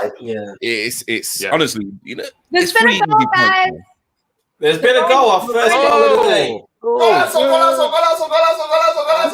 I'm assuming it's for Man City because we wouldn't have such a reaction otherwise. De Bruyne. Tell us about this goal. He just kind of. Yeah, it's a 1-2. Who from Mahrez? Yeah, Mahrez passes it to him. It's quite quick. Just passes it. It's like 1-2-1-2 sort of thing. But great. Congratulations on the Champions League. And he shot from just in the box, just outside the box. I think. 1-0 to the champions. Yeah, just outside the box. Like, if you get a free kick just outside the semicircle, he shot from there. 20 yards. The ball off. Goal, actually. And we've got something happening here. 1-0 United, get the fuck in! It's 1-0. It's been a goal. And you know what? I feel bad, but I was reading the lineups before and I forgot about Daniel James. He's almost like the forgotten man, isn't he? But he's back and he's actually had quite a bright start today. I'm just waiting. I'm chatting shit for a second. No, he's miles on. The replay on, but just having a look. I've got it on as well. That's miles on that. Yeah, he's pretty bang on there. Lovely ball into the box. And it's Elanga who just missed a sitter a minute ago. Should have hit the target at least with a lovely header. Just runs in, bullets it, bottom corner. 1-0 Man United. We'll lose 2-1, but I can be happy for 5 minutes, can't I? Over to you guys. On his starting debut? Oh, no, he started against Leicester, didn't he? And that's the technical term as well. That's the technical term. Bollocked it in. That's right. It's a great goal. It's all about... With a header like that, it's all about the run. And he's done really, really well to get goal side of the defender. He sort of shimmied, got in front. It's a beautiful header, to be fair. It's the only place that he could have got. Well, he could have put it bottom corners, to be fair, either corner. But he's done really well to get in front of the defender and get it off. And there was no way Patricio saving that. 1-0. Oh, my gosh. No. Oh. We're going to Anfield. You know what? It was kind of Gerrard asks, kind of slip. There's something happened. Philip slipped, I believe. Townsend was actually through on goal. Sorry, I'm just watching the replay now. Yeah, the future England captain slips. Townsend is through on his left foot, and he drags it wide. Oh my gosh! Oh my gosh! Okay, Javern, you had something at Villa Park earlier. There was a chance. No, it was just a chance. Nothing came of it really. It was a header, but it just went wide. It managed to get scooped up on the other side, but Chua then overruns it. So nothing really to report on that. Oh my God. Woo! Gabby's got 2-0. I missed it because I wasn't looking. Too busy paying attention to everybody else. I'm watching Leicester Tottenham at the same time. It's one of them. I'll tell you what, you watch Leicester, you keep an eye on the Leicester Tottenham game. Did De Bruyne get an assist? Yeah. De Bruyne assist, man. That's what we need. Decent goal as well. I know it's going to be a bit hard, but please, if you have any audios, just keep them on mute. Any audio. All audio needs to be silent. Just mute everything. It's not worth it. Trust me. Wait, are we not on? All audio, muty. Please and thanks. Please and thanks. Please and thank you. Please and thanks. I've got the answer there. Right. Where are we going to next? Go to Spurs game. Chris got the answer there. Yeah, cool. Who wants to talk about what's going on? Let's have a look here. Leeds, West Brom. What's the latest at Leeds, West Brom? I mean, West Brom did start fairly brightly. I mean, it's been very energetic since the first second. West Brom started quite well. Leeds just seem to be taking a bit more control of the game now. They're having a lot of the ball. A lot of the possession is now in sort of the West Brom's half. I think that there's a goal coming for Leeds. I can sense it, but 16, 17 minutes in now, still 0-0. There should be a penalty here at the Walker Stadium. Leicester should be getting a penalty here. VAR is in process. It's a clear-cut penalty for as far as I'm concerned. Jamie Vardy. Is that Højbjerg? I think it's Højbjerg has brought him down. He's going to have a look at the He's going to have a look at the screen, yeah. That's there we go. Yeah, he scored it. Told you it was coming. There's a clear pen, that. Clear pen. That's a clear pen. He's got to give that. So what we saying, man? What we saying? We say Mourinho. Where's the goal? Leeds, over here. This way. Bring it this way. Leeds. back to Ellen Road. That's right. He's come from a corner on the right hand side. The ball's just been whipped in, and it's gone past 3 or 4 Leeds and West Brom players, and it's ended up. I think it's with Rafinha at the back post. Let's have a look. Okay, sorry. Yes, it is. Yeah, Rafinha at the back post. So 1-0 Leeds. And we've got a goal at Villa Park. Javern. No, we don't have. I thought you said goal. No, I said Traore through on goal. You can't say the word goal, man. All right, sorry. Trent's taking a free kick from 35 yards out. Sorry, apologies. Trent is literally going to I'm going to take a free kick probably about 35 yards out. He's just lining himself up. The referee is in the wall. I think Zaha's causing mayhem, and he's just lining up. So bear with me. Vardy, 1-0 Leicester. 1-0 to Leicester. Right, he's just about to take it now. Trent. Ooh. Oh, off the line at West Ham as well. From Trent Alexander. Still 0-0 here. Now. Liverpool Palace. It's all going off. So big goal for Leicester in their quest for the top 4. They're doing their part, and this also means that we can finish above Spurs, which is the big story of the day, obviously. Back. And Vardy needs that. He hasn't scored for what feels like months. It's 2-0. 2-0 to who? Oh no, I changed the wrong one. That's it's 2-0. 1-0. Hopefully it will be 2-0 at some stage. Also at West Ham, the ball was cleared off the line for Southampton just literally seconds ago. So it's all going off at the moment around the Premier League. Some goals going in, action in all of the games, bar the Arsenal game, which we are struggling to find a link for. Apologies. So just right now, so of course with Vardy scoring, Liverpool are now outside of the Champions League spots now. Yes, I believe now at the moment. Yes. So Liverpool are currently 5th as it stands. Liverpool need a goal. But the looks of what I'm seeing so far in this Leicester game, Leicester have had the better chances of the game. Spurs are struggling to get on the ball. Leicester are going to be all over them. Spurs are crap. Mourinho got a lot out of that team, and he needs some respect put on his name. Yes, because what is Ryan Mason doing? I will not respect that man. That's fine. You don't have to. No, Chris has got Arsenal. Lovely. Okay, Timo Werner, you're so crap, man. Oh my God! How has he missed? Sorry, apologies. About Timo Werner. What's going on with Timo Werner? Sorry, who is it? Robertson takes a corner. Reece Williams is free in the box. How can he miss that? How can he miss that? Look at this. Look at this. Allow him. Oh, give him a chance. Get out of here. But you know what? We are creating chances. Palace right now regarding our set pieces, we could have looked to be definitely like a couple of levels up. But hey, you know what? Like, it's still early. 20 minutes gone, still 0-0. Let's be real. Crystal Palace are cannon fodder today, aren't they? Yeah. They're you wouldn't expect them to get much out of this. Devo, there's an injury. Yeah, I'm trying to see who. I think Fofana. It looks like a bad one by the looks of it. Fofana's down. All the players are around him. I think it's a groin or a hamstring. It's just gone. He looks very upset. Obviously, he's in the squad for the under-21s as well. By the looks of it, he won't be playing in that. So, and that's a bad finish to a really good season for him as well. The fans are clapping him off. He's about to be substituted. I can't see who's coming on, but I think it's Ricardo Pereira who's coming on.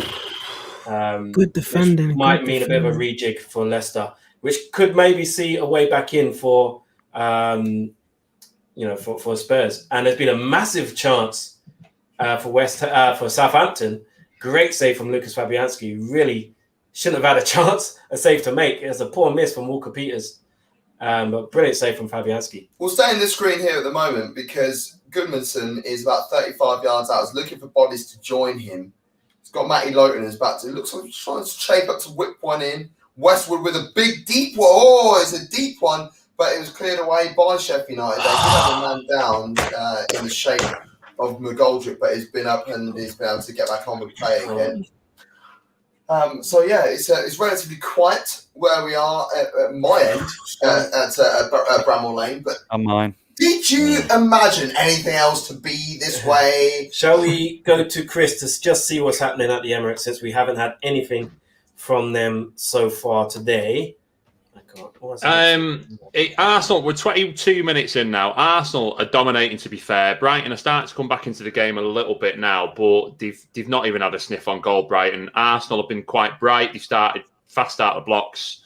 They know a win today is important, like you were saying before, just for personal pride, finishing above Spurs. It looks like Spurs are on their way to lose it.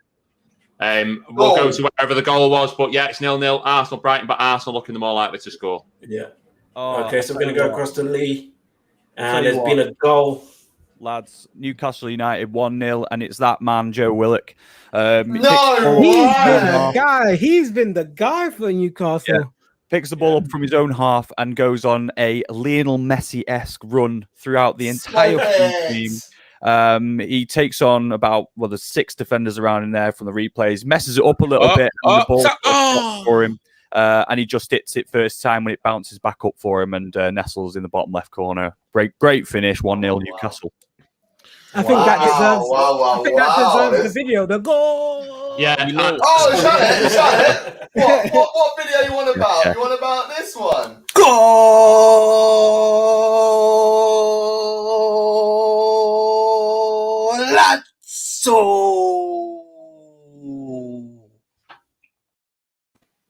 Yes. Love it. Well deserving of the little video there. An excellent goal fight from Joe Willock. Got a bit of luck, but sometimes you need it. And you need it. I think Newcastle probably deserve the 1-0. Yeah, and what a season he is having at Newcastle, and he probably will, come back to the Emirates and then be loaned out again. Mo Salah had his chance. Inside left with his left, great save. No one around him. I think people would really expect Mo to actually put those chances away. But Liverpool are creating better chances.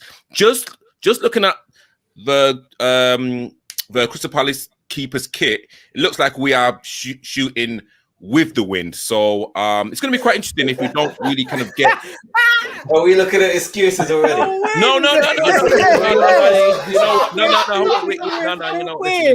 You're kidding. You know what? Listen, I take my job very, very, very seriously. You sound nervous. I'm just hey,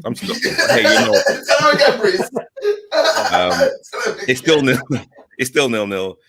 Fuckers. You're sounding nervous, Tobrise. The confidence is gone already. Let's go on big screen. Channel 5, Thursday nights. Channel 5, Thursday nights. We got a goal here. We got a goal here in Sheffield United. And it's that man, Lionel McGoldrick. Lionel McGoldrick. What's he doing back? He's scored so many goals this year, 7. Bramall Road. Come on! Oh no! Bramall Road, they are very excited. They're happy. They're loving life at the moment. It's going to go through this goal again. Burnley 1-0 down, which is crazy. Burnley being 1-0 down, and Sean Dyche, of course, heading over there. So this is quite nice. McGoldrick is built in. I'll tell you what. This. I'll tell you what.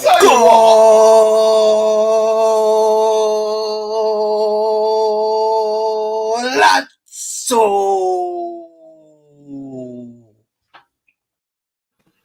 Let's be real. Burnley have got their third choice goalkeeper in the sticks, but he's picked the ball up from about 40 yards out. He's driven about 5-10 yards and just curled it outside of his, inside of his right foot, and it's gone in the bottom corner. 1-0 to Sheffield United.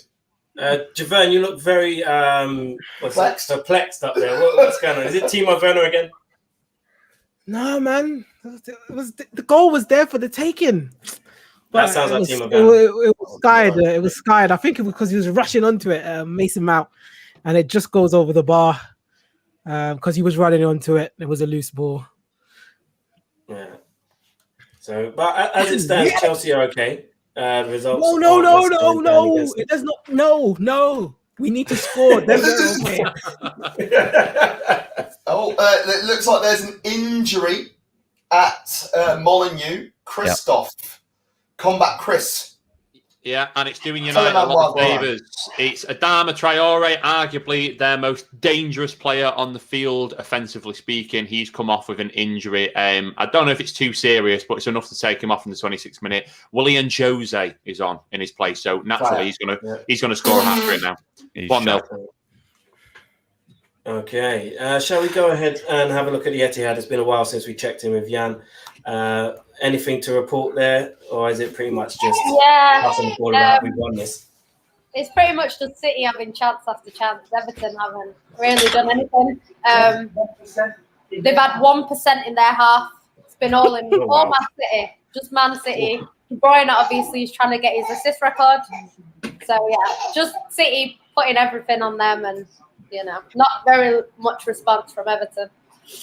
So yeah, that sounds about right. What a tackle! That's not surprising in any way, shape, or form, really. So Everton obviously do not want that Conference League. I think that is what's happening here, really, isn't it? I think that these teams at Arsenal aren't really going for it. Everton aren't really going for it. Tottenham are losing. No one wants to play in the Conference League next season. That's what. So as it stands, who's in there? As it stands, Spurs will be in the Conference League. Oh, we got a chance here at Leicester. Oh, yeah, Nacho's fallen over. Clean through on goal, and he's fallen over and kicked the ball off the pitch. And now he's blaming the pitch. That could have been 2-0 for Leicester, and that would have been a massive, massive goal.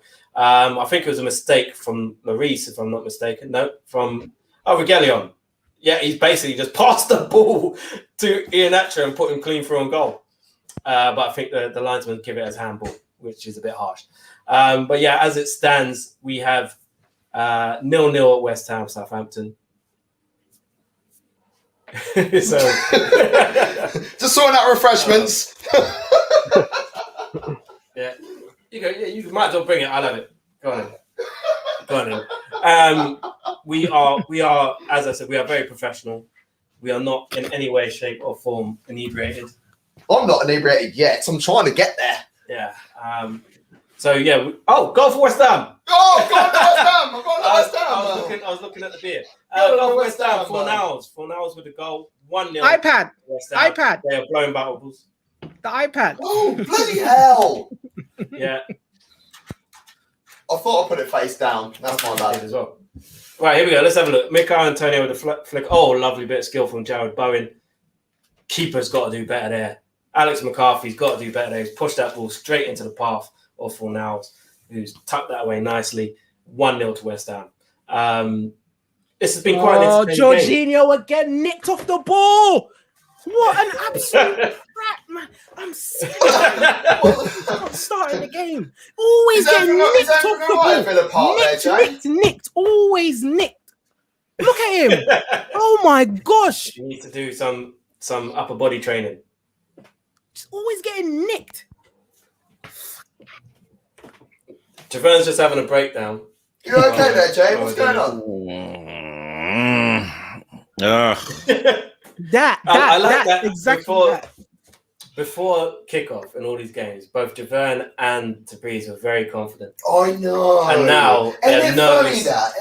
And now I'm not nervous. I'm not nervous. This is how I am whenever Chelsea play. I mean, so hold on. What do you want me to be? Just sitting here saying, nah, and just being hunky dory. What do you think this is?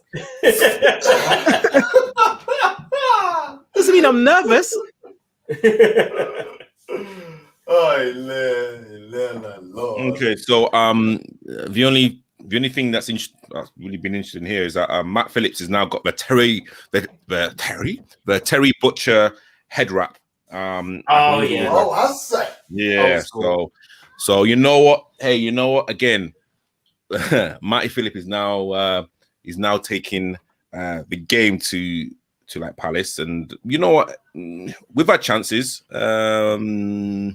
I'm still 100% confident. I still think that we will finish in the top 4. You know, I would love to get people's opinions about Gary Cahill. I mean, should he be in contention to actually get into the England squad?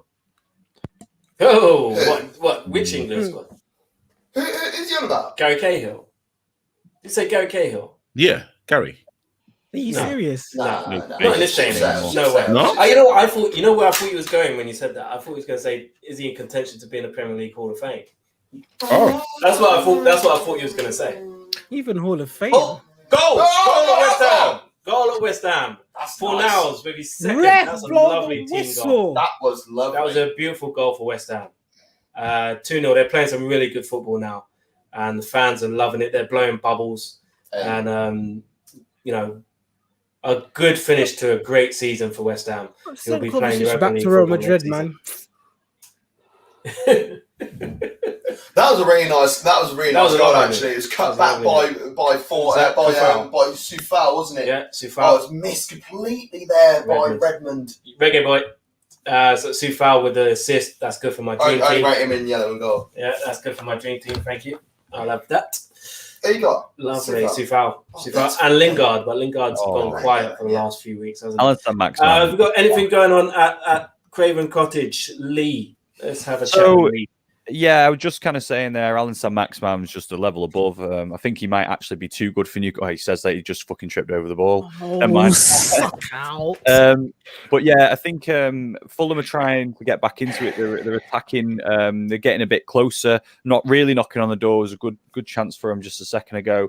Bobby Decordova-Reid looks really sharp. He's actually sort of being one of the most creative players on the pitch at the moment. But yeah, Newcastle do look like they've got the ability to actually counter-attack and get them on the break. So I feel like while Fulham are pushing, I think it might be story of their season that they'll push and they'll play some decent football, but they're going to end up getting caught. So yeah, it's a really good game, actually, really good watch.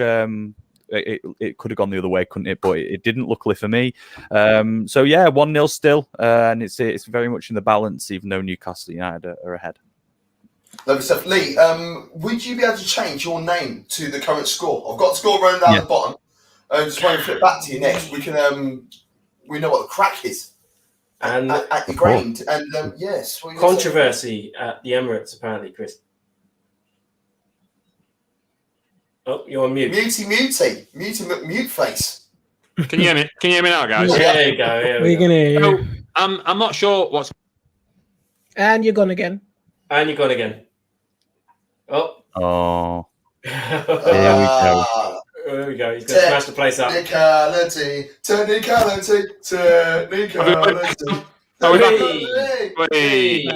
That's what happens when you buy cheap, folks. It's a corner swung in, and it is a typical Sunday League goal. It's a bit of a goalmouth scramble, but it's been ruled out for offside. I don't think it was offside.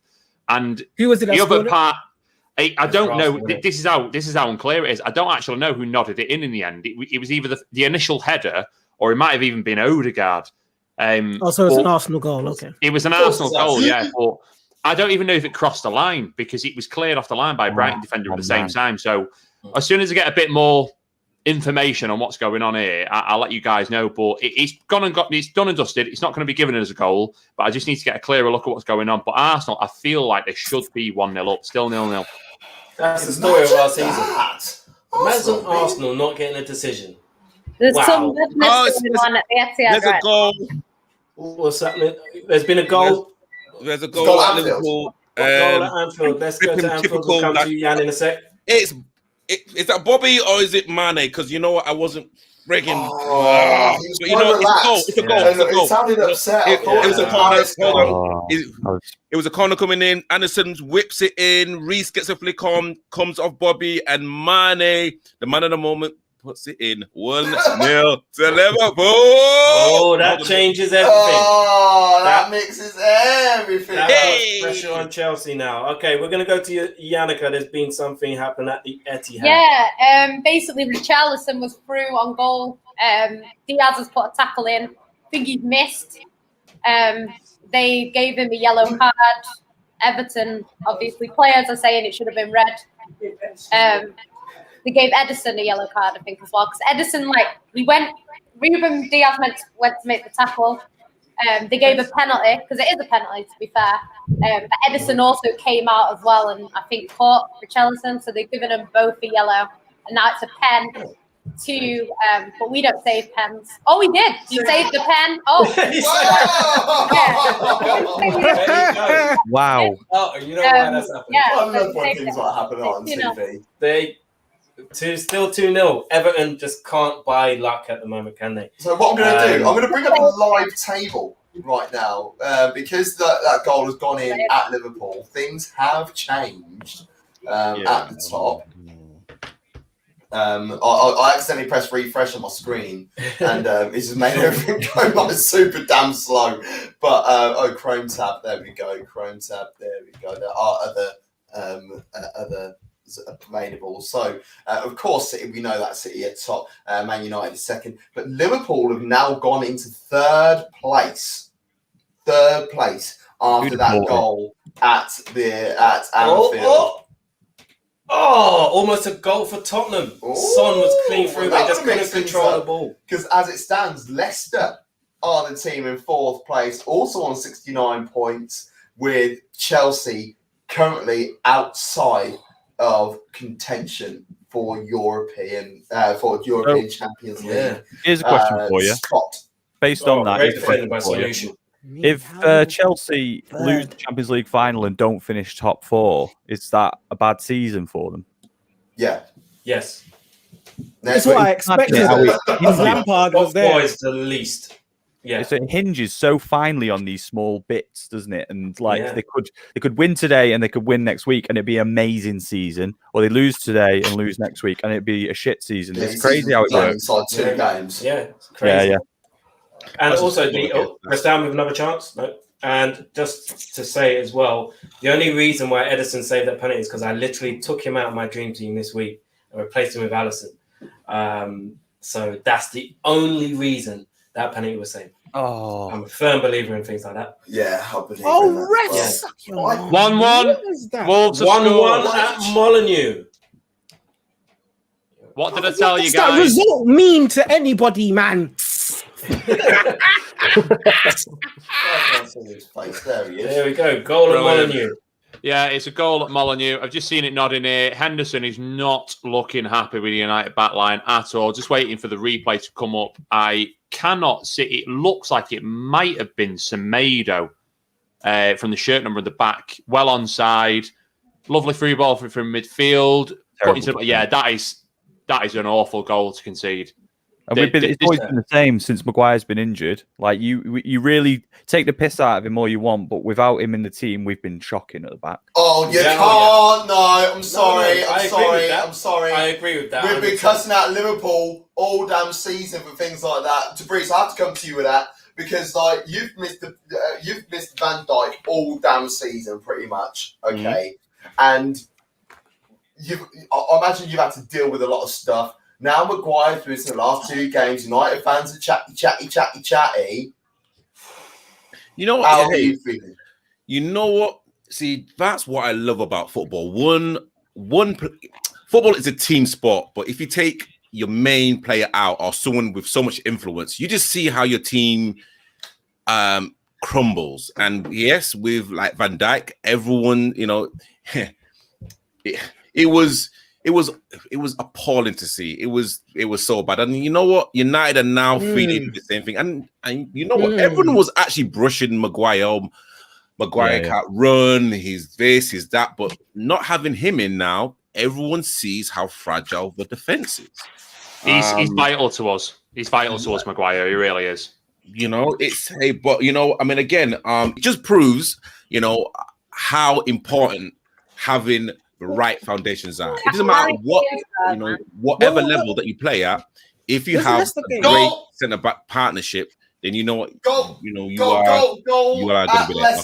Okay. Oh, another goal. It's for Tottenham. Harry Kane. It's awful building, if I'm honest. It's come from a corner, and Leicester just couldn't clear their lines. It's bouncing all over the place. There's a shot on the edge of the box. I believe who's that? Is that Doherty? Yeah. Tried to whip it in. So does that mean goal? Same Harry Kane is about 12 yards out. He just put his foot through it, and that puts him in the lead. Yep. For the Golden Boot. Only 2 players have won the Golden Boot in the last 5 seasons, and that is Mo Salah and Harry Kane. And we have a goal at. Is that a goal at Ellen Road? It is, yes. It's just waiting for the replay. It's Phillips with a free kick. He's on the left-hand side. I mean, he's probably about 30 yards out there, but keeper's got to do better. The ball just bounces about a yard in front of Johnston, and he's made a bit of a mare on it, to be honest. He should really be parrying that away. Bit of a soft goal to concede there by the keeper. But yeah, 2-0 leads. 2-0 leads. It's all going off. It's all going down to the team. As it stands, Leicester are out of the top 4. They really, really need to get a hold of this game. They were in control. Fluffing your lines. It sounds like Chelsea are doing everything they can to mess things up. Yes, they're very much relying on others at the moment, rather than doing the job themselves. So that's the top of the table at the moment. It's in particular that little bit between 3rd and 5th, because that's what's going down right happening right now. It's right happening right here, right now. Fat West Ham. Liverpool, 3rd place still. Mm-hmm. They are leading 1-0, as we know. Chelsea is still 0-0 against Aston Villa, but that equaliser. What was that, Timo Werner? Get the fuck back to Germany, man. That equaliser has put Leicester outside of the top 4 as it stands. Jay, talk to us about what's happening with Timo Werner. Your mate Timo. Guys, he's fluffing his lines, man. What an absolute wallad. Money well spent, in your opinion. Oh, Devo, man, please, man. Stop trying to trigger me. Just answering a simple question. I actually don't think he's been that bad of a signing. I think he's done. You're German league bias. I think he's done everything else apart from put the ball in the back of the net. Stat merchant. But I think he has created a lot of goals for Chelsea this season. Bundesliga merchant. Goal at Chelsea, I believe. What? It's coming. Oh, Jay, I want to stay with you here, mate. I want to see this. Wait, you can't take that away from him. Jay, what's happening at Villa Park? Oh no. What the fuck was that? What the fuck was that? What the fuck was that? What's the score, brother? Don't know. I think there's been a goal for Aston Villa. Really? Is it Villa who scored? I think there's been a goal for Aston Villa. Really? And you know, the thing is, Aston Villa with Grealish on a different side. Without Grealish, I don't think they won. I think they won one. They're average without Grealish. Grealish is back. This could be a tricky day for Chelsea. So as it stands, I believe Leicester are back in the Champions League. Is that correct? It's goal difference that separates Chelsea. Chelsea are still top 4. They have to lose 3-0, I think. 3-0, 4-0, something like that. All right, so but here's a chance for Leicester. Vardy's through. Great tackle. Unbelievable challenge. What kind of defense was that? Where is everybody? Where is everybody?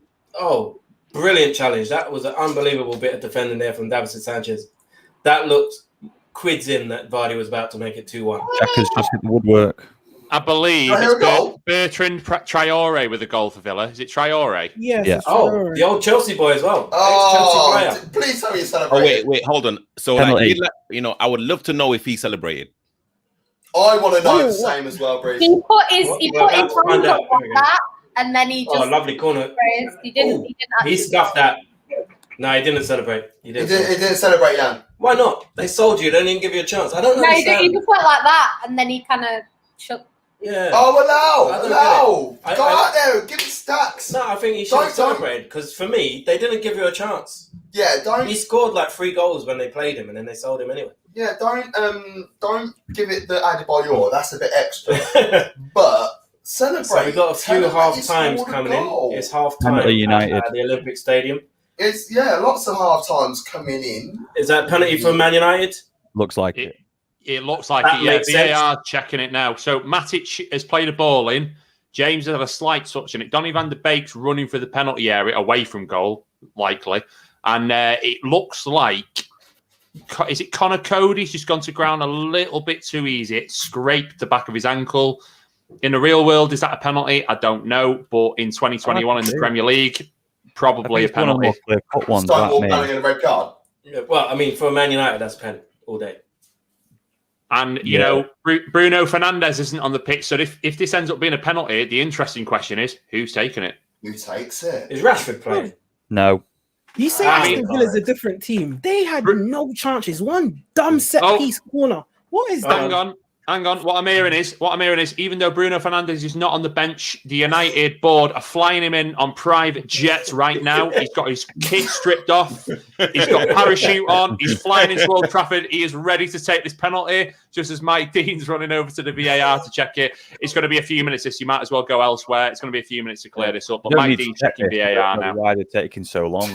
Like, you don't need to take this long. I can see from here it's a penalty. I think it should be a penalty. In 2021, that's a penalty for me. In real life, is it? I don't know. But would it be a penalty at Hackney Marshes? Probably not. Would it be a penalty at the Emirates? Definitely not. No. I'm not saying that. I'm not saying that. I'm not saying that the officials are against us. I'm just saying the officials are against us. Yeah, Mike Dean's walking back. And it is a penalty. So Manchester United, Donny van de Beek gets his wish. He goes down. Looked like Connor Cody just going to ground. It might have been Saiss, actually. He just went to ground a little bit. He's clumsy. You've got to know that you can't defend like that. And there was no real danger, to be honest. There was 3 Wolves defenders shielding the goal. And Donny van de Beek he was running away from goal. He didn't need to go to ground that easily. Wait, what did Timo get a yellow card for?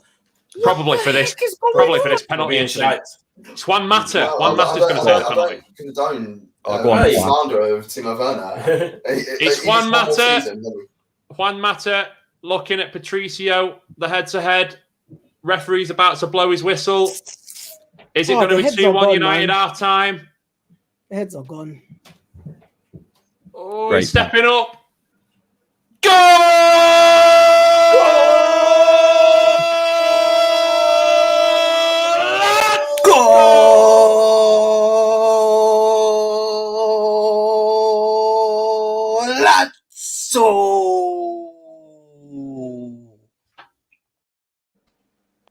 It's a great penalty. Juan Mata tucks it away. Plays like 4 games a season, but it doesn't matter. Every time he plays for United, he steps up, tucked right into the corner. It's a great penalty, that. No way Patricio's getting it. 2-1 United half-time. So, clearly that was a good penalty. What wasn't a good penalty, I just want to mention, was the League One semi-final between Lincoln and Sunderland, where Lincoln had a penalty to put the game to bed, and it was like, should we play catch? Half time. Yeah. Here's the case of show play catch, and Sunderland are going to be playing a 4th season in the 3rd tier of English football. Tim Krul gave, I'm going to be honest, 0 fucks about it, and tweeted about it as well. Gave it the, who was it? It was I can't remember. What's his name? Leonardo DiCaprio. Oh yes, yeah, Leo DiCaprio. How about them Mackhams? Yeah. Ooh, we have the Bundesliga show before we carry on, because I know we're coming to half time. There's not any goals that have gone anywhere else there. No, half time. I think it's half time pretty much across the league. It's half time across the league. We're going to go around ground to ground in a few moments' time. But the Bundesliga has got very exciting. We already know what happened yesterday, and we'll be going into guys. This is the Premier League final day. Come on, let's not go to it's half time, Japan. No, let's talk about what's happening here. We're coming to your show on your channel in the moment. Relax, man. Relax. We're coming to your show on your channel in the moment. We're coming to you. No, Bundesliga, Premier League. The guy's on your channel, bro. Okay. You know what? Javan, let's go to you. Let's go to you and find out what's going on. Do you really want to talk about your game right now? Sum up the first half for us, please. Sum it up for us, please. Sum it up. Look at you. You're just so excited over there. Oh my god. It's fine. Across all channels about what's going on. And we started with the Bundesliga chat, and now you want to talk about your game. So what's going on with Villa? I said let's talk about the Premier League. That's what we're doing. What's happened so far at Villa Park? We are all ears. We're gonna go to each game. So we all want to know what's going on. Aston Villa are absolutely lucky, and we are absolutely trash. And that is all I have to say for the first half. Well, brilliant. We're about to give some real good information out. What do Chelsea need to do in the second half to get back into the I don't even know what we can do. There's nothing, man. We've had chance after chance. It's not like we haven't had any. It's just not going in. They're defending really well. I can't take that away from them. They're just defending really well, and they got that set piece and got the goal. Fair play. Okay. Let's go to... You can go to your German stuff now. If that's what you want to do. 1-0 to Liverpool. Mane. It was from a corner. Robinson, flick on by Williams, I believe. And Mane with a sliding tap in. Mo Salah's had a few chances. Great defending, to be honest, from a Palace. To be honest, Palace haven't really been in the game, probably in the first five minutes. Townsend put in a few balls into the box, and also Townsend had a one-on-one with Alisson, and he dragged it wide. The future England captain Matt Phillips has kind of got the Terry Butcher strap. But really, apart from that, listen, you know what? I don't even know his own Listen, you know what? His name is Nathaniel Phillips. Nat Phillips. Not Matt. What? Nathaniel. Nat Phillips. Listen, I don't care. Matt, Nat, Pat, Lat.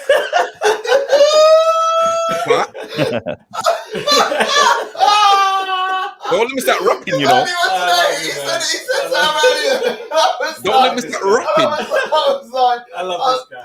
Is that his accent or something? But that's cool. I'll let it slide, innit? But I mean, you know, again, you know, it's kind of 1-0 to Liverpool. It's kind of good to see like the fans back. And exactly what I said to you, Gav. 3 points, easy Champions League spot. Let's go for next season. All right, buddy. Next season, we'll see what happens second half. Let's go over to Elland Road. Dale, how would you sum up that first half? Well, Leeds 2-0. I think thoroughly deserving the 2-0. To be honest, I mean, there's been a lot of space in the game. West Brom started off fairly brightly, had half a chance in the first couple of minutes from a corner, header just going wide, but Leeds then sort of grew into the game a bit more, and then took the lead, which was actually by Rodrigo. I think I might have said Rafinha, but it's actually Rodrigo that's got the first goal, and then it's kind of just been sort of one-way traffic really since then. Phillips got a free kick about 5 minutes before half time. Keeper should definitely have done better with that.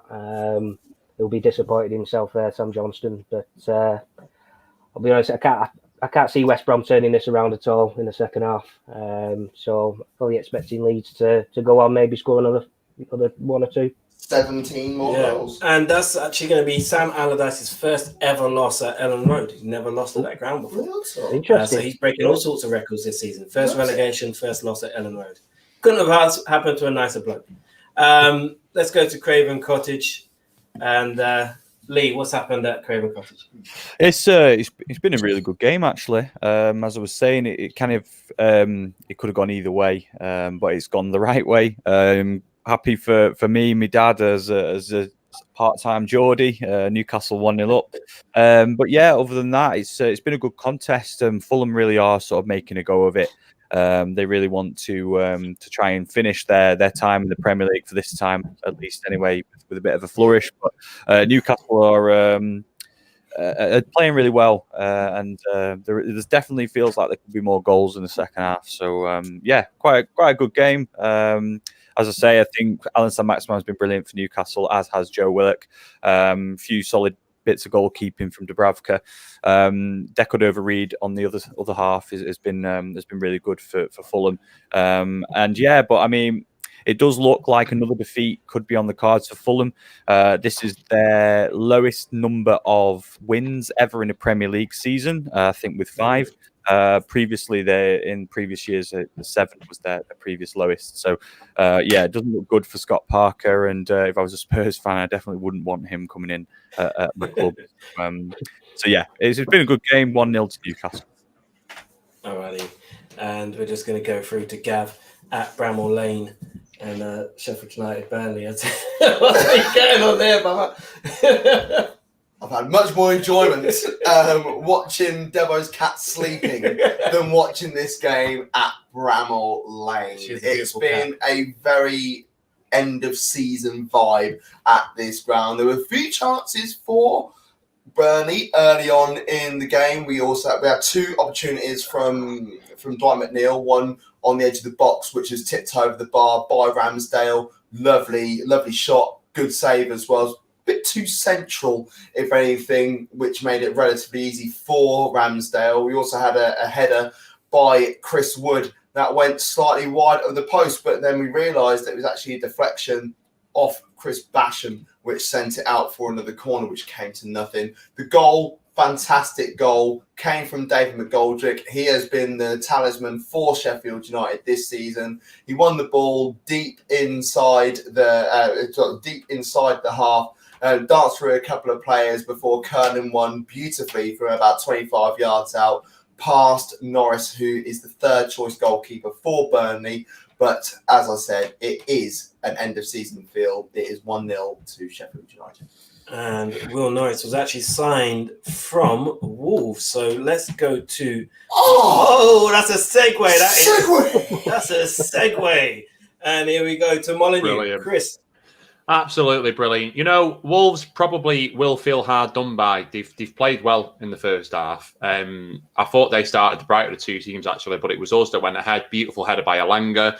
Then Semedo took advantage of some poor defending from United. There was 3 defenders round him. Fabio Silva played a short ball into the box, and he tucked it away past Dean Henderson. He looked fuming with the back 4, to be honest. Don't blame him at all. And then Donny van der Beek.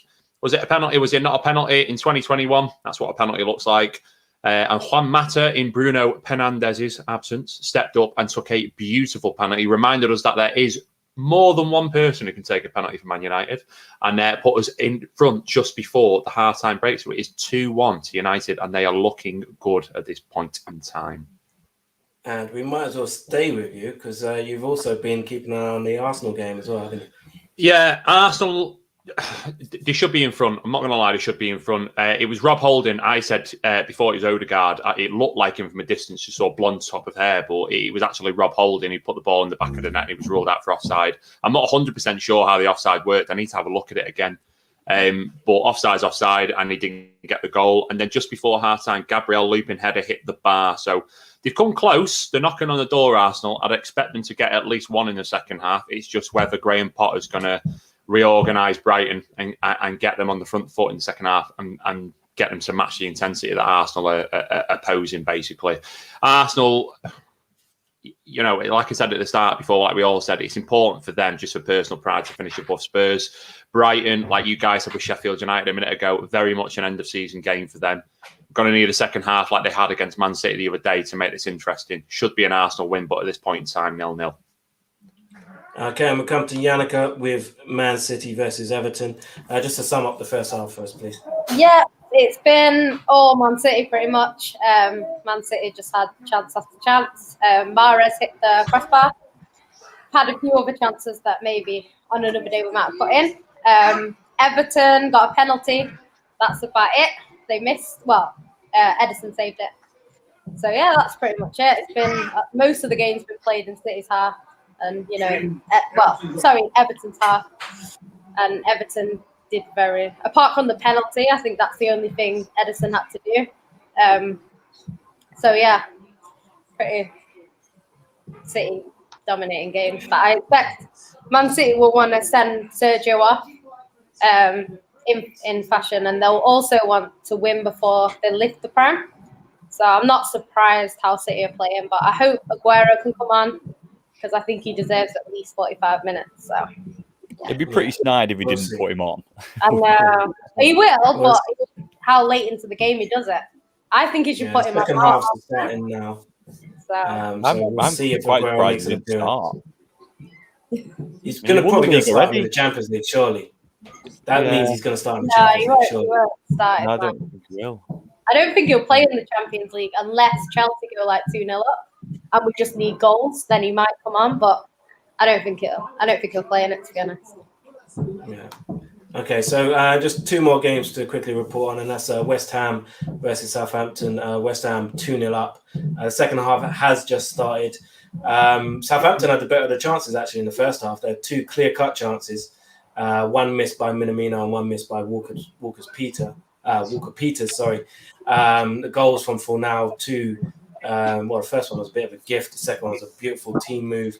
West Ham in control now going into the second half. And then, of course, at Leicester versus Spurs. Leicester taking the lead through Jamie Vardy penalty via VAR. But again, Spurs had some great chances in that game and equalised through that man, Harry Kane, who now leads the race for the Golden Boot. And we have a chance here, I was going to say Upton Park. That no longer exists. Olympic Stadium. But Southampton have managed to get rid of it. As the second half started for all of you guys as well, are we now into the second half? Yeah, it's for me. Yeah, okay. So really the main talking points are Chelsea 1-0 down away to Villa, Liverpool winning, Spurs drawing with Leicester, and then the race for Conference League, which no one wants to qualify for. Leicester's already kicked that. Yeah, I need to get I'm on the Leicester game, and I forgot. I need to get my Leicester game back up.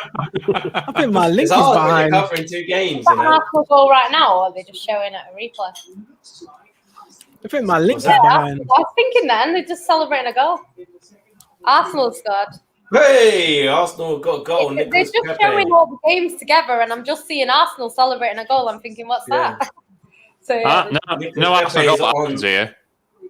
He is on one hell of a run at the moment, Nicolas Pepe. They've just scored now. Just scored now, Arsenal.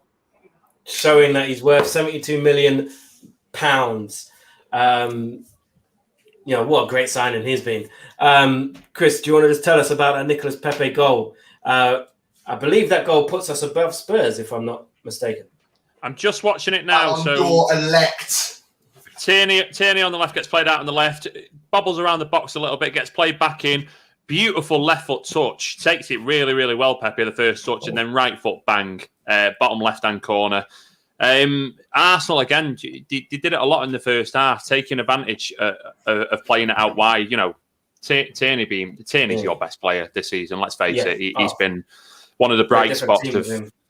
Yeah, it's been one of the bright spots of Arsenal season, and it's definitely telling today. I don't know if Brighton are just, flip-flops on at the beach already or what, but like I say, bobble around the box, got played back into Pepe. It's all his goal, to be fair. First good touch, and then big... big right-footed goal. Just watching it again there. Yeah, it's the first touch that makes it. It's a beautiful touch with his left foot. Bobbles up a little bit off his left foot and then right foot, bang, bottom corner. Not really much else to say about it. Great goal. 1-0. So far, what would you say about Basuma? Because there's a lot of rumours saying Basuma's going to get a big move this summer. Talk that he's already signed. Deal. That's not going to get announced. Is he playing like someone who's playing for a move, or is he just kind of going through the motions? Well, they've looked quiet today, the whole team, to be fair. Like I said, I don't know if it's flip-flops on at the beach or what. It's probably not the best game to judge a player on when there's nothing on the line. If he does anything extra special in the second half, I'll let you know. But I think the 37 games before this are what to judge Basuma on, not today. And if we're judging him off that, yeah, he should be playing for a better team. There's no doubt about it. Okay, let's go to Villa Park. Javern. Kepa is now on and Mendy is off as the second half begins. Wow. Is that an injury? Do you think? I have no idea. It could be. All I see is Kepa getting ready, and the ball's about to kick off, and he's changing. That could be huge. What are you drinking, big man? Just a glass of water. The stress has got to him. He's on the run. He's on the Ray and Nephew. That's a Ray and Nephew. That's a John property. John property. That's a. He's on the Ray and a Nephew. So one of the family there. Yeah. It's definitely water, but the information that I've just seen come through there. Chelsea goalkeeper Edouard Mendy collided with the post when diving to try and save Bertrand Traore. It looks like he's done himself some damage. So I think it's an injury. We're in the final for the Champions League. That's got massive ramifications because obviously. Congratulations, Yannicka. Man City have won their first Champions League. Pepper in net, we didn't even shoot, so I won't get too excited. In that FA Cup, we didn't even shoot, so what's the point? But if Mahrez wants to, Mahrez could win that if Kepa's in goal. But you are winning that. I hope so. We have no Kante, no Mendy. Okay, I think we got Timo Werner. A big chance. At come Emirates. on! You've got to be kidding me! It was a big chance. It was almost as if Pepe scored that goal and Brighton's players took the flip-flops off, put the shorts back on, put the football boots back on and thought, we're in a game here. Connolly, he's turned the last defender inside out brilliantly and he should be hitting the target from there and he's put it. I said it in the first half, I say it again. He's hit a pigeon in the north stand. Should be hitting the target, should be doing better. Still 1-0 Arsenal. Come on, Leicester. Come on, Leicester. Oh, my God. Javon, was there a chance at Villa Park? Yes, there was a chance. Yeah. There was a chance. The ball deflected off a Villa player and it went out for a corner. Okay, Chelsea putting the pressure on. Oh, great save from Fabianski, still in the box. Southampton pressing to try and get back into this game. When you get one dead chance and score it. Yeah, West Ham have seen it out. So it's all going off at the moment. As it stands, I believe it's Chelsea and Liverpool who are in the Champions League. Do you want an updated table, do you? Let's update the table. Yeah, Leicester are still outside. They need a goal against Spurs. Or a Crystal Palace goal. But Crystal Palace, I can't imagine they're going to get a goal today. I think it's a penalty. Penalty, Leicester. Leicester got a penalty. It is a penalty. Jamie Vardy on Davison Sanchez. Davison Sanchez is an absolute joke. No, you know what? Vardy has absolutely won that penalty for Leicester. That's a typical Jamie Vardy. He's bought that penalty. I don't think they'll give that, you know. I don't think they're going to give it. They scored it. They scored it. That is not a penalty. Jamie Vardy has put his arm under. Jamie Vardy's grabbed Davison Sanchez's arm. Oh, he's so put himself on the ground. That is not a penalty. I don't like that. If they give a penalty for that, the order will give it anyway. I think that's an unbelievable decision. Again, unbelievable. Not a penalty. Jamie Vardy is. I've never seen a penalty won more so than that one. So literally, he's won that. To be fair though, in the last game where Ruben Diaz gave away that penalty was a similar thing that he did. It shouldn't have been a red. Was it a red that he gave or a penalty? Shouldn't have been one that time either. No, Jamie Vardy's grabbed Davison Sanchez's arm Yeah. And yeah. as if it's not, it's gone down. It's not a pen. But see, That's what happened with us, though. Grab the arm. Yeah. This is the reason why VAR's been put in. So, And he's put it away. 2-1 Leicester. Oh, 2-1 Leicester. 2-1 Leicester. This is the Jamie Vardy game. Again, This is the Jamie Vardy game. He has basically turned this game on his head. Yeah. You know what? Some would say it's Like clever. Some would say it's cheating. You know what it is, yeah? Clever. Yeah, this is like the reason why VAR was introduced to literally stop these type of things happening. Because again, this like could cost Chelsea, you know, like a Champions League spot. Like everyone's been saying, you know what, VAR's going to come into to kind of literally make sure that the right teams finish in the right position. So with things like this, it's just it makes a mockery out of football completely if they can't get this right. That's not a pen. Not a pen. Now I don't know if this is common knowledge to many people, but well, what is common knowledge is that I'm from Northampton. I will tell everyone I'm from Northampton because it's funny.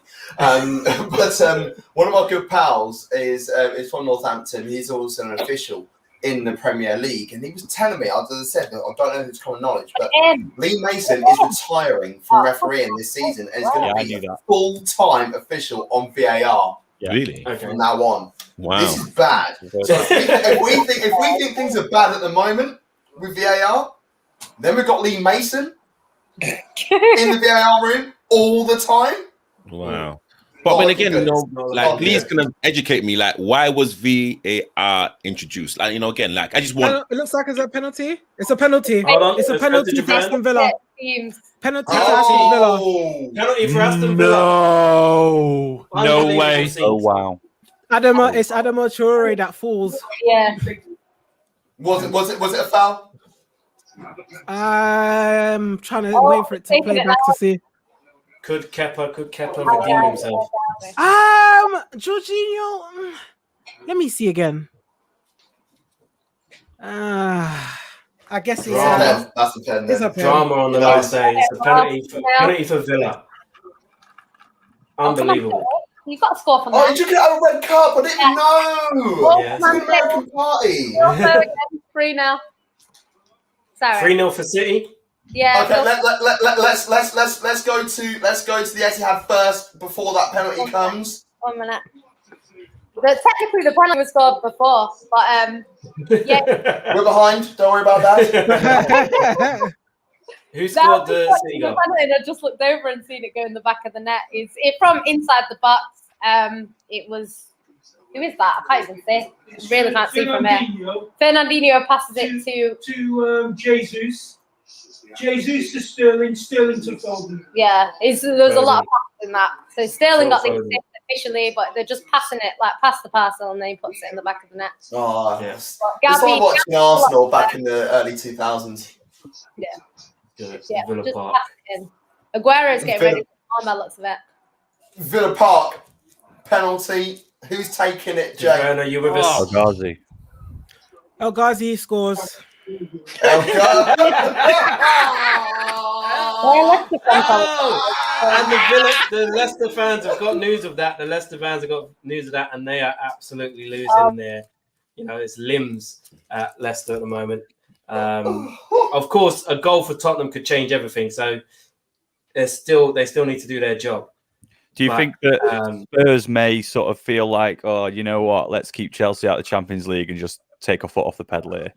No, because of course, if they lose this, they finish below us. And I very much doubt they want to do that. That's a very good point. Very good point. Yeah, I've just seen the penalty incident there at Villa Park. That is a penalty. That's a penalty all day. That is a penalty. That is a penalty all day. Woo! All right, Jay, I've got a question for you. If you was manager of Chelsea right now, like, what's the one thing that you'll be thinking, or literally, what's the one thing that you would be changing? Everything. Nothing can change. The team is crap, man. What can I say? The team is crap. You can't get anything good from crap. You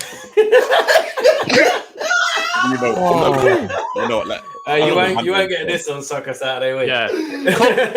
Cutting edge technical expertise from Jay there on the Chelsea squad. The crap. There's nothing you can do. The scoreline says it all. Like all What's that saying that people always say? All bark, no bite. This is it. We're just knocking on the door, then conceding 2 stupid things. Like, what the actual fuck is going on? You know what? We deserve to be there. We deserve to be there. Absolute shit cunts, man. Fucking hell. And there's been a goal at the Emirates, I believe. Whoa. Chris. If there has, it's about to happen because I'm still in the middle of the park with the ball. Well, that should have been a free kick. Played through. Take a score from there. Shame of yourselves. Play that wide, but Brighton have got the ball back up. It's come back out to Arsenal. It's on the right-hand side. Beautiful play through to Pepe. Oh, that is a lovely finish. I tell you what, we were saying about him before, like how he's looking like he's worth his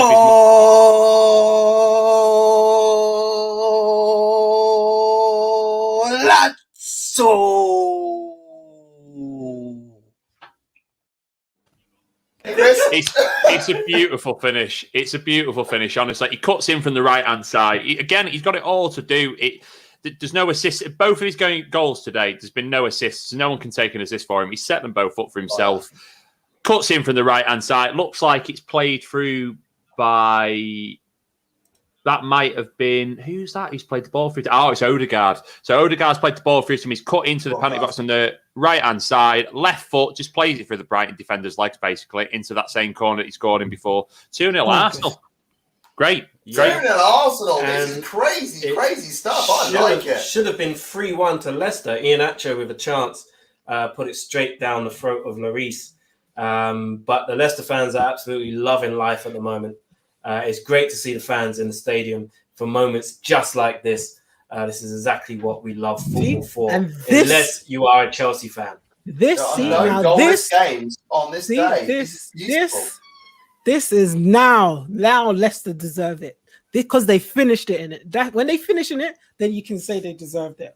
Until then, you can't say because they've been in it for for so long and then they drop out. No, it doesn't work like that.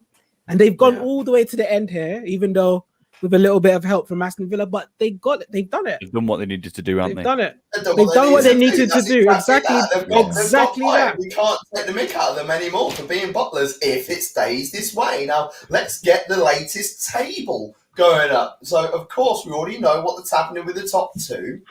Liverpool leading, keeps them in 3rd place. Leicester in 4th, both on 69, those in Liverpool. Chelsea in 5th, they are falling out of the Champions League spots on 67 points. West Ham leading 2-0 at home to Southampton, allows them to be sat comfortably in the 6th spot and a European berth in the Europa League. Last time they played in the Europa League, they played against my boys Palermo. Oh yeah, that was some time ago. 607, the most important thing is Arsenal currently sit above Tottenham, and Everton are currently 10th.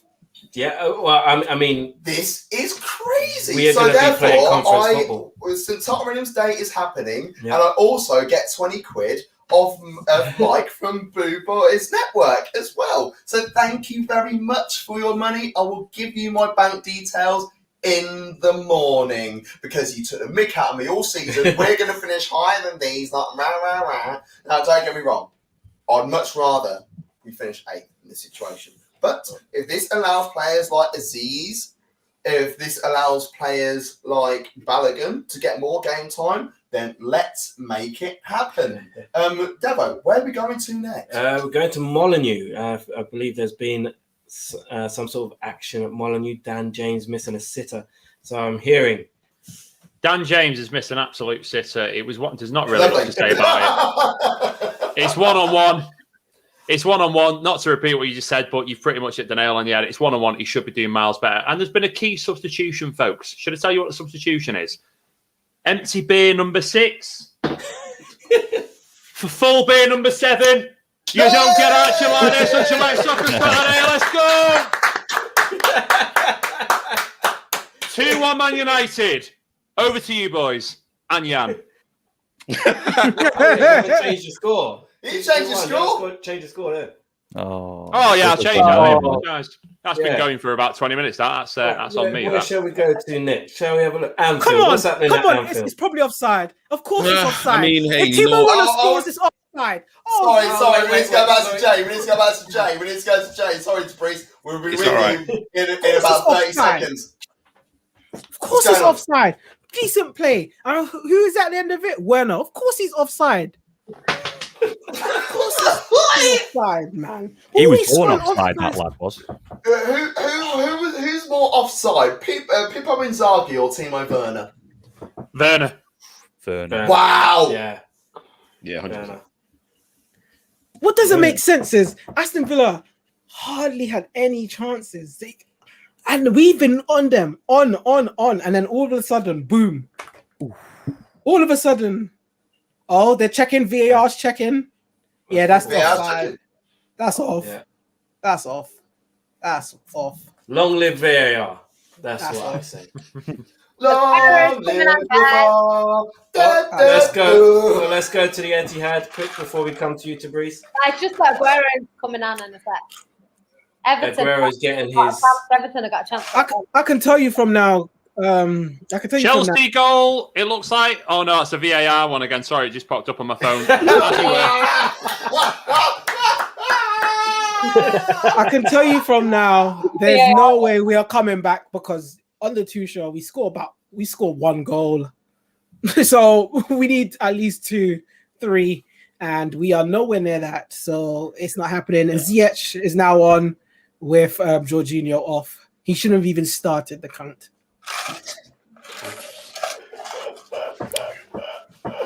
Let's go to Ellen Road, eh? Let's go to Ellen Road. Dale, what's good? Sorry, actually, I mean, to be fair, West Brom they have started the second half better. They've had a couple of chances. Robinson, just before he got subbed, had a shot, hit the post.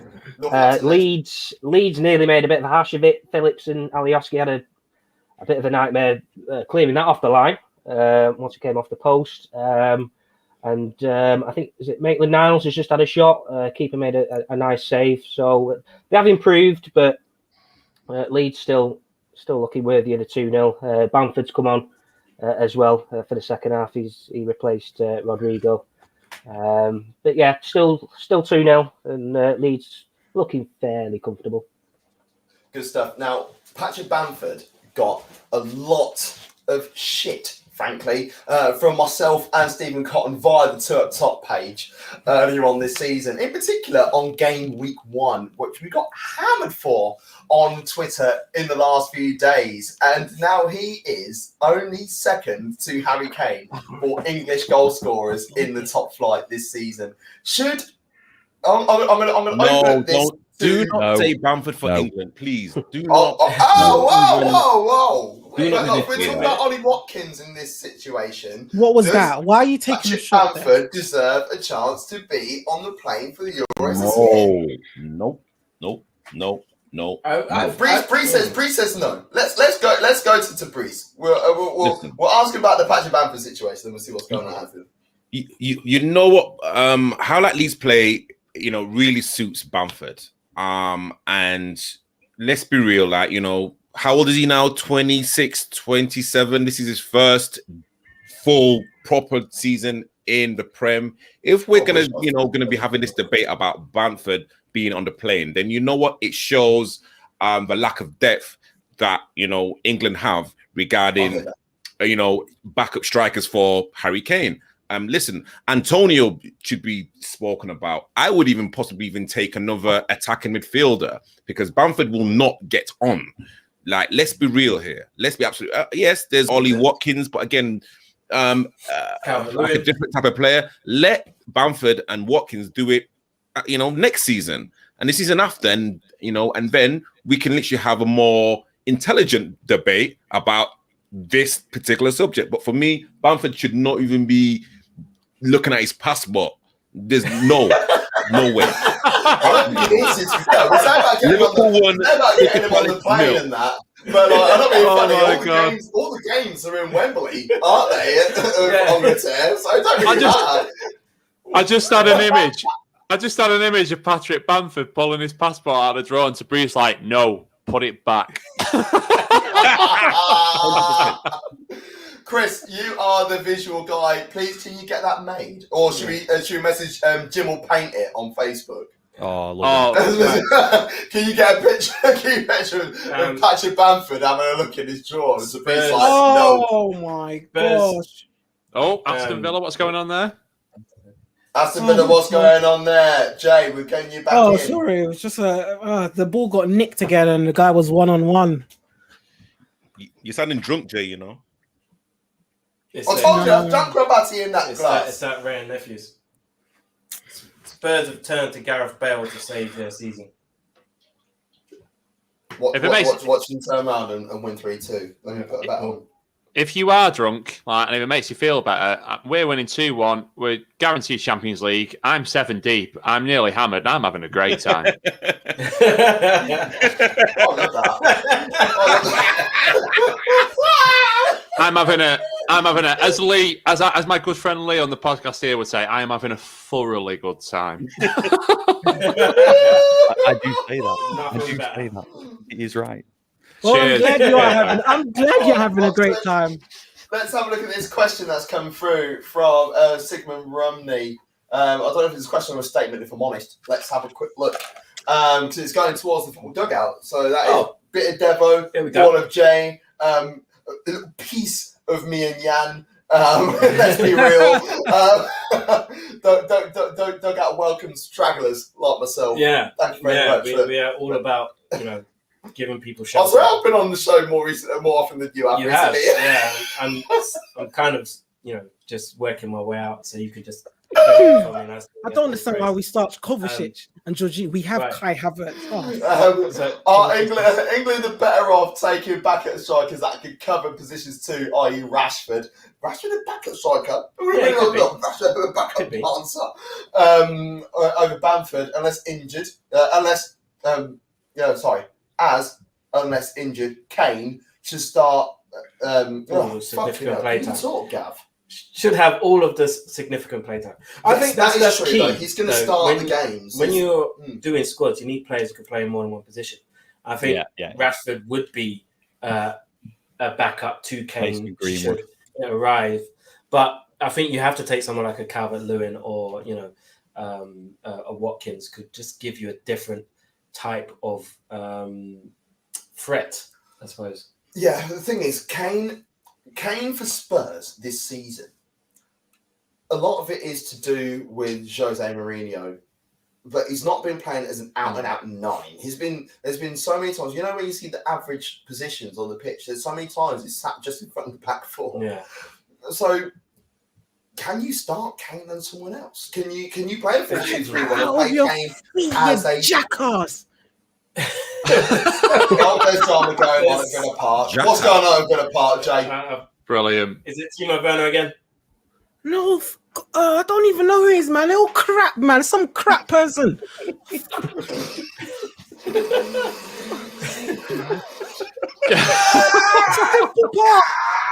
on, you've got to score that.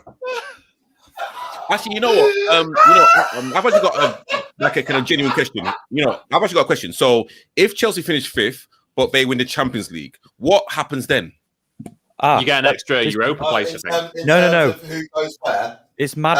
The top 4 and Chelsea will all be playing Champions League football next season. Yeah. That question's just come through on BBC Sport, literally, as I'm watching on the live text reporting, and someone else has just the exact same question. They've just said all 5 Premier League teams will make next season's Champions League. Okay. So do we then lose a space in the Europa League? I think we do, yeah. Possibly. Yeah, we lose a space in the Europa League. So it'd just be West Ham representing us in the Europa League. Because West Ham will play Europa League. That's fine. That's fine. Well, they might as well just let us in it. They might as well just give it Arsenal. Why not? Speaking of just to go back to Jay for a serious question, Jay, how do you feel about, because Chelsea obviously struggling for goals at the moment? You touched upon it before, saying since Tuchel's come in, you are winning games by just the odd goal. How do you feel about the Tammy Abraham situation? Because I feel like he's been given a quite unfair He's shake just as there. crap too, man. I've never found he's crap. There's a reason why he don't get played. He's crap. He's crap. Listen, Do you Timo think he's crap. worse than Werner, though? Do you think They're he should be both playing as above crap Werner? as each other? If anything, Giroud should be getting a nod in. But I don't. Precisely. I guess Yeah, I hear if that. I hear anything, that. Giroud should be getting a nod. Oh my God, guys, Aguero's God. Oh, I'll tell you what, before you even explain the Goal!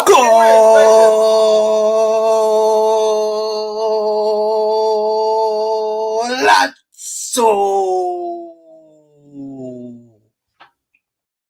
Oh, why? Why? I don't even care if that bounced off his chin. Yeah, they're having yeah. like a massive celebration, but I didn't see it because the Sky. Let's go! No, that went over the line. No, check that. Check that. Come on. Yeah, no, sorry, you're gonna have to wait. Oh, What's going on? Let's go! Come on, three more. Are you aware you only need two more? Please tell me that's Werner. Please tell me that's Werner. You only need two No, more. when you think Werner missed it and it went and Chilwell got it. Terrible. Let's go. So it's a Terrible. ball. What It's a goal. ball across. It's a ball across the. What a goal.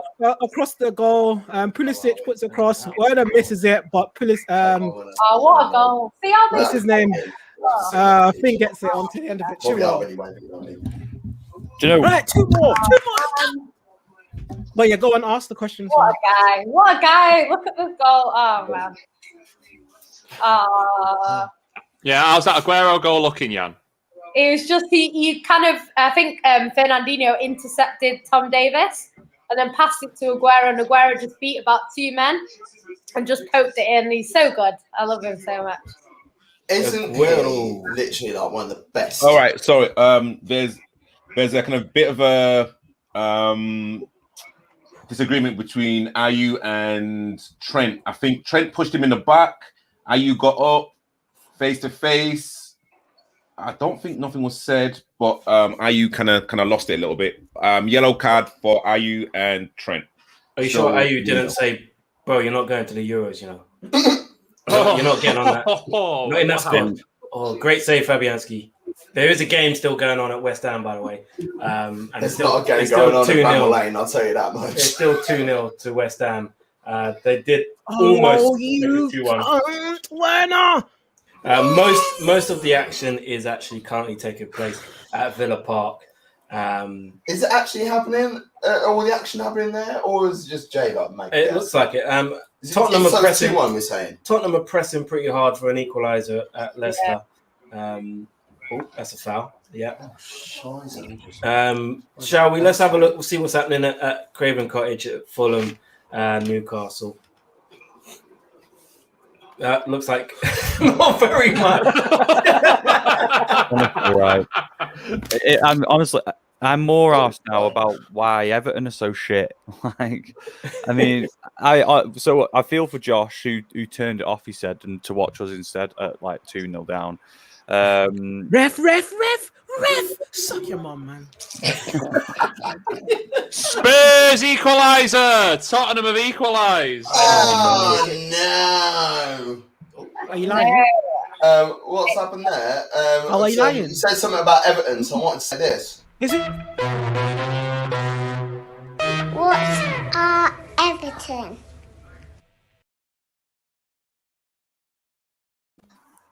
Whenever I think of Everton, I think of that girl that just makes those videos. Oh yeah. Pepper. She's great. Her videos are funny and weird. She's so good. Can somebody bring up is Why that not? Tottenham score true? So wait, let's have a look at this beautiful Tottenham play. goal from the corner. Yeah! That- Tuna! That was the Sanchez. Redemption. Redemption. What Yes, a goal. see what goes around What comes a around. goal. And Vardy. it's 2-0 to Liverpool. Let's go to Anfield. 2-0 to Liverpool. It was incisive passing from Trent, Thiago, back to Trent. Great cross. Mo had to do a lot by himself, but everyone knows exactly what that Mo's asset is. It's his speed. Gets away, cuts in onto his left, gives it to Bobby. Bobby back to Salah and Mane. A little bit fortunate. There was a bit of a deflection, but you know what? You're going to give it to Mane. 2-0 to Liverpool. What did I say? Champions League spot. Here we come. Goal. Dale, what's going Goals on there, happening mate? everywhere. Just quickly, that goal was actually a Schmeichel own goal. He's punched it into his own net. And that could be very costly for Leicester. I just realised I haven't changed this Leicester score on our name. So we have a goal at Ellen Road. Dale. Bamford penalty. Harrison was on the left hand side. He's just whipped in a ball, and I don't know who it was. Oh my God. But just puts an arm out. Blatant handball. Bamford's just stepped up, placed it nicely down the middle. 3-0 leads. Lovely. And I think by the sounds of it, Aguero has scored again. Ayu could be sent off right now. Ayu could be sent off. I think there was a tackle on Thiago. I think they've gone to VAR. Everyone's waiting. But yeah, it looks like Ayu came in quite. 70 minutes. I think it was a rash challenge. I think he's got away with it. Hold on, I'm just looking at it now. Whilst you're doing that, let's go to Yan. Oh no! Yeah, he's on. It wasn't a yellow. Let's go to Yan, then Jay. We're going to go to Etihad. It's a ball into the box and just a header from Aguero. There's not really anyone on him, to be fair. Godfrey's quite far from him. But yeah, just a header. Great goal. So is that a brace for Aguero? Yeah, brace. Yeah. Okay, Aguero signing out in style. Let's go to Villa Park. Javern, what's happening over there, buddy? That was a set piece. Ball came into the area. It came back in. Sorry, I'm so taken in by this. Ball came in, but keeper gets onto the shot and saves it. Oh, we might have a penalty shout at Bramall Lane. Oh wow, they're still playing? I thought they could. Yeah. I've been paying attention to you guys. This game's been so dead. I thought they'd just called that one off, to be fair. Yeah, my boy Kev Friend is actually one of my very good pals. He's actually in the middle of this game. So any slander against Kevin Friend, automatic block, because he's actually, we're actually friends, you know what I mean? But was it a handball? I don't know. The ball Why? It could be a penalty to Burnley. And they're just doing a little check on VAR, I believe so. And the cross was put in by Westwood, and his arm's out all over the place. Has it touched his arm? I can't just see his arm. His arm is out. Sorry. I can't see a different trajectory in the ball. I just want to say something quickly. Look, I think Wijnaldum is officially leaving Liverpool. He's just come off, standing ovation. He was kind of saluting the fans. And he's kind of giving everyone, like the backroom staff high fives, and he's hugging. So I think everyone can now really confirm that Wijnaldum is actually leaving. Well, is he not in the Champions League final squad? Oh, wait there. So no, Tobrise. What? Tobrise. No, on a serious level, I'm in a WhatsApp group which is full of Liverpool fans, and they are split in this decision whether Gini Wijnaldum goes down as a Liverpool legend. Mm-hmm. What? I don't see it personally, but I'm not a Liverpool fan. No way. Do you put him in that legendary status, or do you feel that the legendary status is being thrown out way too much? Oh gosh, I'm on the fence. I think Gigi did so much for Liverpool, his kind of work rate, and he literally does the dirty work that people don't see. But that sounds to me like a good player, not a legend. You know what? It's so hard. Not winning the Premiership for why would you pass to him? Stop passing to Werner. Winning it, every single squad member in that Liverpool team, you could probably say could go down as a legend for Gini, for Gigi.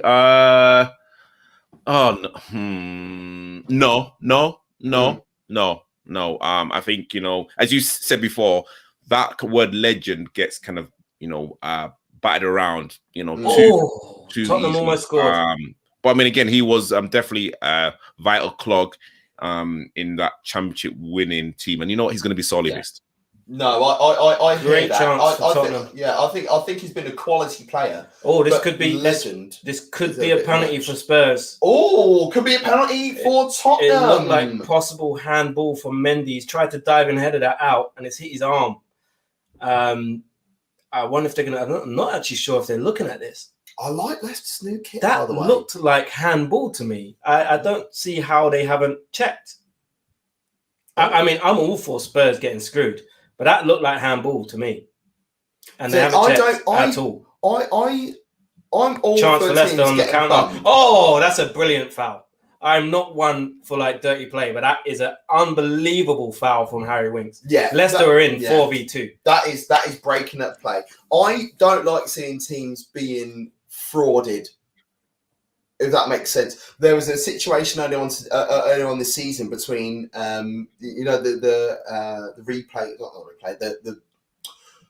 alternative fixture between Liverpool and Villa when Liverpool got bummed out by VAR. Yeah, I even went to Twitter that day and was like, I'm not happy with this because it happened today. I love watching Liverpool's demise. I really do. But I want to see a legitimate demise. I don't want this crap that's going out with VAR. Don't like it. I think there's been some significant substitutions. That's happened. That's happened today. There certainly has. Hannibal and Shoretire are coming on, who, if anyone knows anything about United and their youth prospects at the moment, are two of the big names floating around the squad. So I'm interested to see. They're just coming on now. So I'm interested to see who comes off here, because we have got it's a nothing game, but we've got a lead to protect. Matter's coming off. Yeah, I half expected that. He's coming off for Hannibal. And I'm not sure who... Oh, Shoretire is coming on for Ahmad. Ahmad's had a good game for United today. He's given another good account of himself. He'll be much more of a first-team player next season, I suspect. He's far too good to be playing under... Go on, sorry. Back up to Hub City. It's 3-0 to West Ham. 3-0 to West Ham. 3-0 to West Ham. Declan Rice with the goal, who's under intense... transfer speculation. Listen, we better unintense that because he better not come to Chelsea. Finish. That's a brilliant finish. Oh, stop. Okay, let's talk to Jay at Villa Park and find out why that speculation with Rice potentially going to Chelsea. Well done. Martinez got a yellow card for what? Sorry, you. Leicester have 5 minutes to save their. Fuck. Why don't you want Declan Rice at Chelsea? Because she's just another overhyped English player, man. I think I'm not saying he's bad. I just don't think it's what we need. I just don't think that's what we need right now. We've already got too much mediocrity in the center already. Kovacic, Jorginho. Jay's like, it's Declan Couscous, not Declan Rice. What the fuck?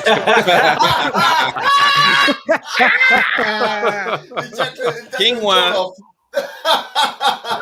Good one. Declan Quinoa. Love it. I tell you what, if it was called, I'm not being funny, Chris, if it was called Declan Quinoa, every fucker would want him. Everyone wants a continental player. I don't want the Leicester coming forward. Chance for Leicester.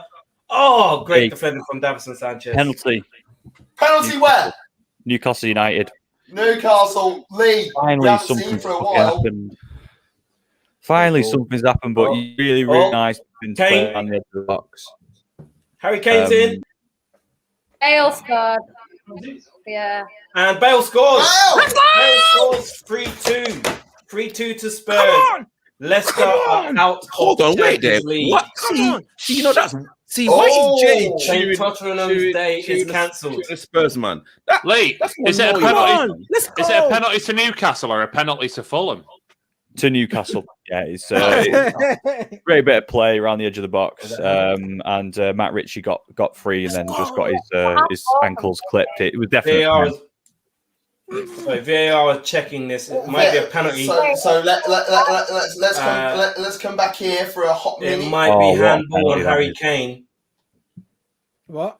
It might be handball on Harry Kane. They may disallow that goal. Oh, okay. I imagine. Take back the let's go. I think they've given it. Give it the goal. They've given the goal. It's 3-2 to Spurs. Whoa! That looked like, I thought if you used your hand in the build up to a goal, it should be disallowed. If it's a direct result of the goal. Yeah, but the ball's bounced off his hand and gone back. Where's the bounce? So as it's bounced up onto his thigh, it's hit his arm and gone back down to his feet. You see it here, there, and then it's gone down to. Yeah, but that's not direct because he's So that's technically not direct. But Leicester have no one to blame but themselves. Yeah. Just before we cross back over to Lee, because I think Newcastle bagged that penalty. It sounds like VAR's really bailed them out there, Spurs. Yeah. Dylan, you know what, love that. Yeah, 100%. And we still finished third. And then, you know what? Big shout out to Bowcat as well. Straight Bowcat, Spartans FC. What a name. Yeah, what okay. the right, I was wondering where we were going with that. I was wondering, I had a panic then. I had a panic. Let's go across to Craven Cottage. Yes. Oh, there's a goal. Who's got a goal? Dale. West Brom. Yeah. Oh, my Lord. What is that? Did Newcastle tuck the penalty or was it a penalty? Yeah. They did, yep. Yeah, Newcastle 2-0. It was Newcastle. An excellent penalty. It wasn't smashed. It wasn't sort of like pinged into the top corner. He waited for the goalkeeper to go and basically just side-footed, rolled it into the bottom left corner. It was really, really nice penalty from Fernandez. So, a lovely goal. And it's probably, I wouldn't say overly deserved. Sorry, Fabian Schär got the goal. But I wouldn't say it's overly deserved. Like, Fulham have really, really put a fight up here, and you almost look at them as if to say, well, where was this kind of performance for the rest of the season? But then you think, well, they have actually played quite well. They're probably one of the better teams to get relegated in recent times, if that makes sense. Mm-hmm. But yeah, Newcastle kind of do deserve the win, I think, on balance. And it looks like it's going to finish 2-0 unless they get one in the box here. Oh, he's absolutely fucking ballooned it. Never mind. Schmeichel's coming up for the corner. Chris, I've got a question for you. Go on. If you could describe United as one cuisine, what would it be and why? Wait, where are you getting this from? Well, KFC probably. Are you being excited about it? We have it. And it's actually quite shit. Do you know what? I'm going to get a bit personal over here, mate, and then we'll cross over to Dale for that West Brom goal. Yeah. I would describe it as a good pizza, and the reason why I say it's personal is because I have got a dairy allergy, so pizza. You love it, you enjoy it, but when you have a couple of those ratted slices and you have the shits in the morning the next day, that's a little bit like United. It's good on face value, but underneath it's just rotten. No. Off the line. Wait, what? Balls are dropping. It's offside. Let's check out that West Brom goal. Dale.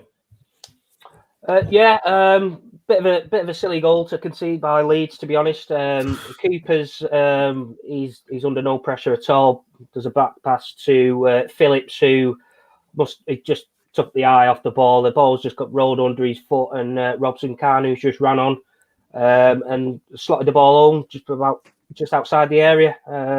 I think they deserved a goal. To be fair, West Brom, they have had a few chances, especially the second half. So I think they deserved of that one goal. So 3-1 Leeds, pretty much almost done. 2 minutes of added time, and we're in the last minute now, so almost done. There's been a red card at Villa Park. Red card at Villa Park. Javern. I don't see nothing yet. Not yet. It's coming. It's coming. Cammy J. It's coming. There's a giant announcement to be made after these fixtures are finished as well. While that red card is coming along, you take it. Who gets it? That. We'll find out in a minute from yourself. There's still. Oh my gosh! What was there's still that? half a minute to go. Oh, that's Quetta. What? Oh, get him out of here! Get him out of here! Get him out of here! Why are you slapping him in the face for? Oh wow!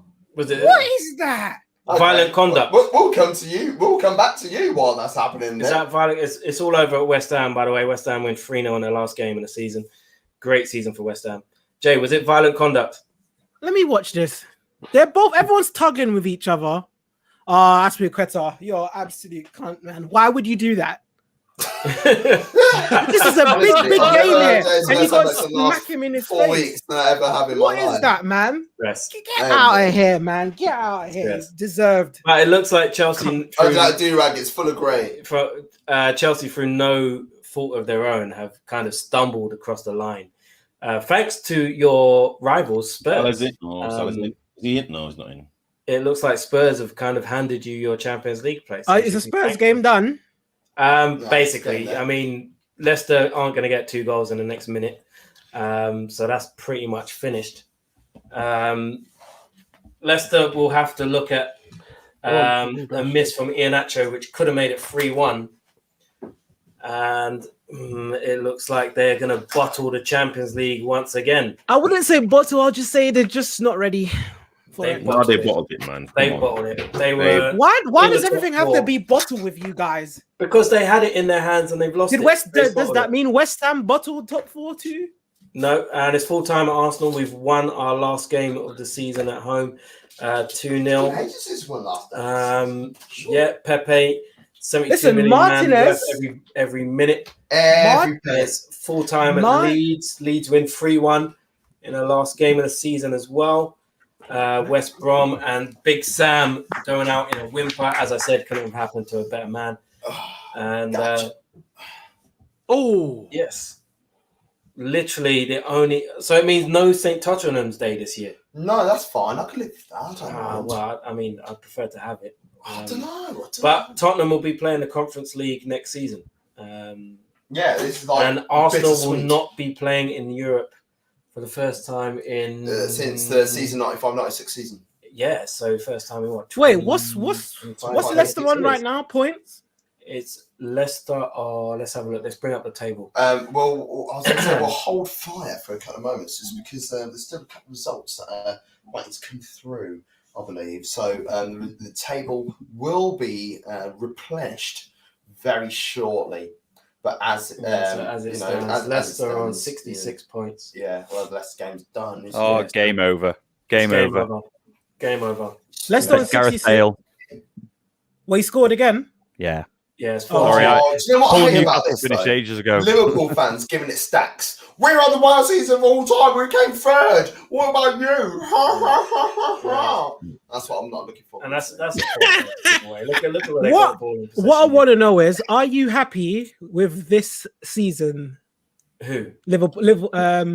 What's the?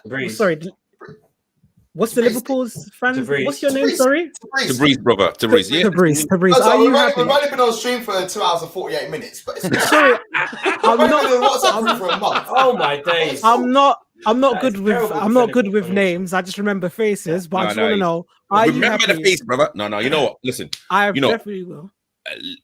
Finishing third, if you'd have told me that we'd be finishing third, a few weeks ago, I'd be like, really, I'm not gonna lie to you and say it's been a successful season, because I expect the best from Liverpool, especially in terms of what we've been achieving for the past few years. Okay. But at this present moment in time, let's be real. No Gomez, Van Dijk, there's definitely... Golazo. No excuses to Golazo. It's 4. No, it's Tottenham have 4 against Leicester. 2-1 up. 2-1, and they fucked it up. Gareth Bale is, reminding people they can actually play football. It's not just a goal. I just want to say that the game that Liverpool Palace has just finished, 2-0, Mane brace, Champions League spot guaranteed, as I said to you, Gav, ages ago. Again, credit credit to Palace. Credit like to that Palace. Again, I just want to just say on camera, Roy Hodgson, sorry. An amazing manager. He's managed all across Europe. And again, probably not how like end his management career, but you know what? I'm just glad that we're back in the Champions League. Yes, we have to do a bit of soul searching throughout preseason and the summer, but you know what? I'm just glad that we're there. And you know what? Answering what Jay was saying, for me personally, no, it's not been a successful season. But hey, like with the kind of injuries at this kind of present moment, yes, again, like finishing third, I am happy, but it's kind of not a great season for like Liverpool. I'm glad you said that. Anyone that says otherwise, well, I guess that's their own opinion. But like even me, it's been an awful season for Chelsea. Awful. Like I can't believe we crossed the line. We'll come on 6 days' time. I'll tell you what. Why don't we come to you? Because it's finished at Villa Park. Villa 2-1 winners over Chelsea. Jay, talk to me about the game first of all, and then where Chelsea are looking at next season. Well, the game pretty much sums up our season. Can't score for shit. Players are shit. It just really sums up. Tuchel came in and he's done something to manage to get this turned around, got us into a Champions League final. Somehow stumbled across top 4. I put this down fully onto Lampard at the start of the season. Because that's all I can put it down to. Because Tuchel came in and he did a much better job than what Lampard did. So I'll have to take this down to, if we didn't get to top 4, it's Lampard. We're in 4th, not because of Lampard, but because of Tuchel. So that's what I would say on our season. This whole season, I haven't been happy at all, really. I think, but from what I see, the only thing I'm happy about is the play. Like I can see the play that we do, and we're very solid at times, and we can score goals. It's just that Timo fucking Werner that is the problem. But you know what? He's the problem. He's the problem. It reminds me of something I said on the dugout, where I said if Chelsea finish in the top 4, it would be despite of Lampard rather than because of Lampard, and that was when he was there. Yeah. But yeah, okay, we're going to come to Lee next with just a quick reaction to Fulham versus Newcastle. A nice away win for Newcastle. We've been on one hell of a roll in the last 7 or 8 games. Yeah, I mean, one thing you've got to say is all credit to Steve Bruce. I know a lot of the Newcastle fans weren't pleased with his appointment. They kind of made out as if they were going a step backwards from Rafael Benitez. But they've finished incredibly strongly. There's some really, really good results at the end of the season there. And it just goes to show, like, that we've said it before today, Harry Maguire missing for Manchester United has made us look really sort of creaky at the back.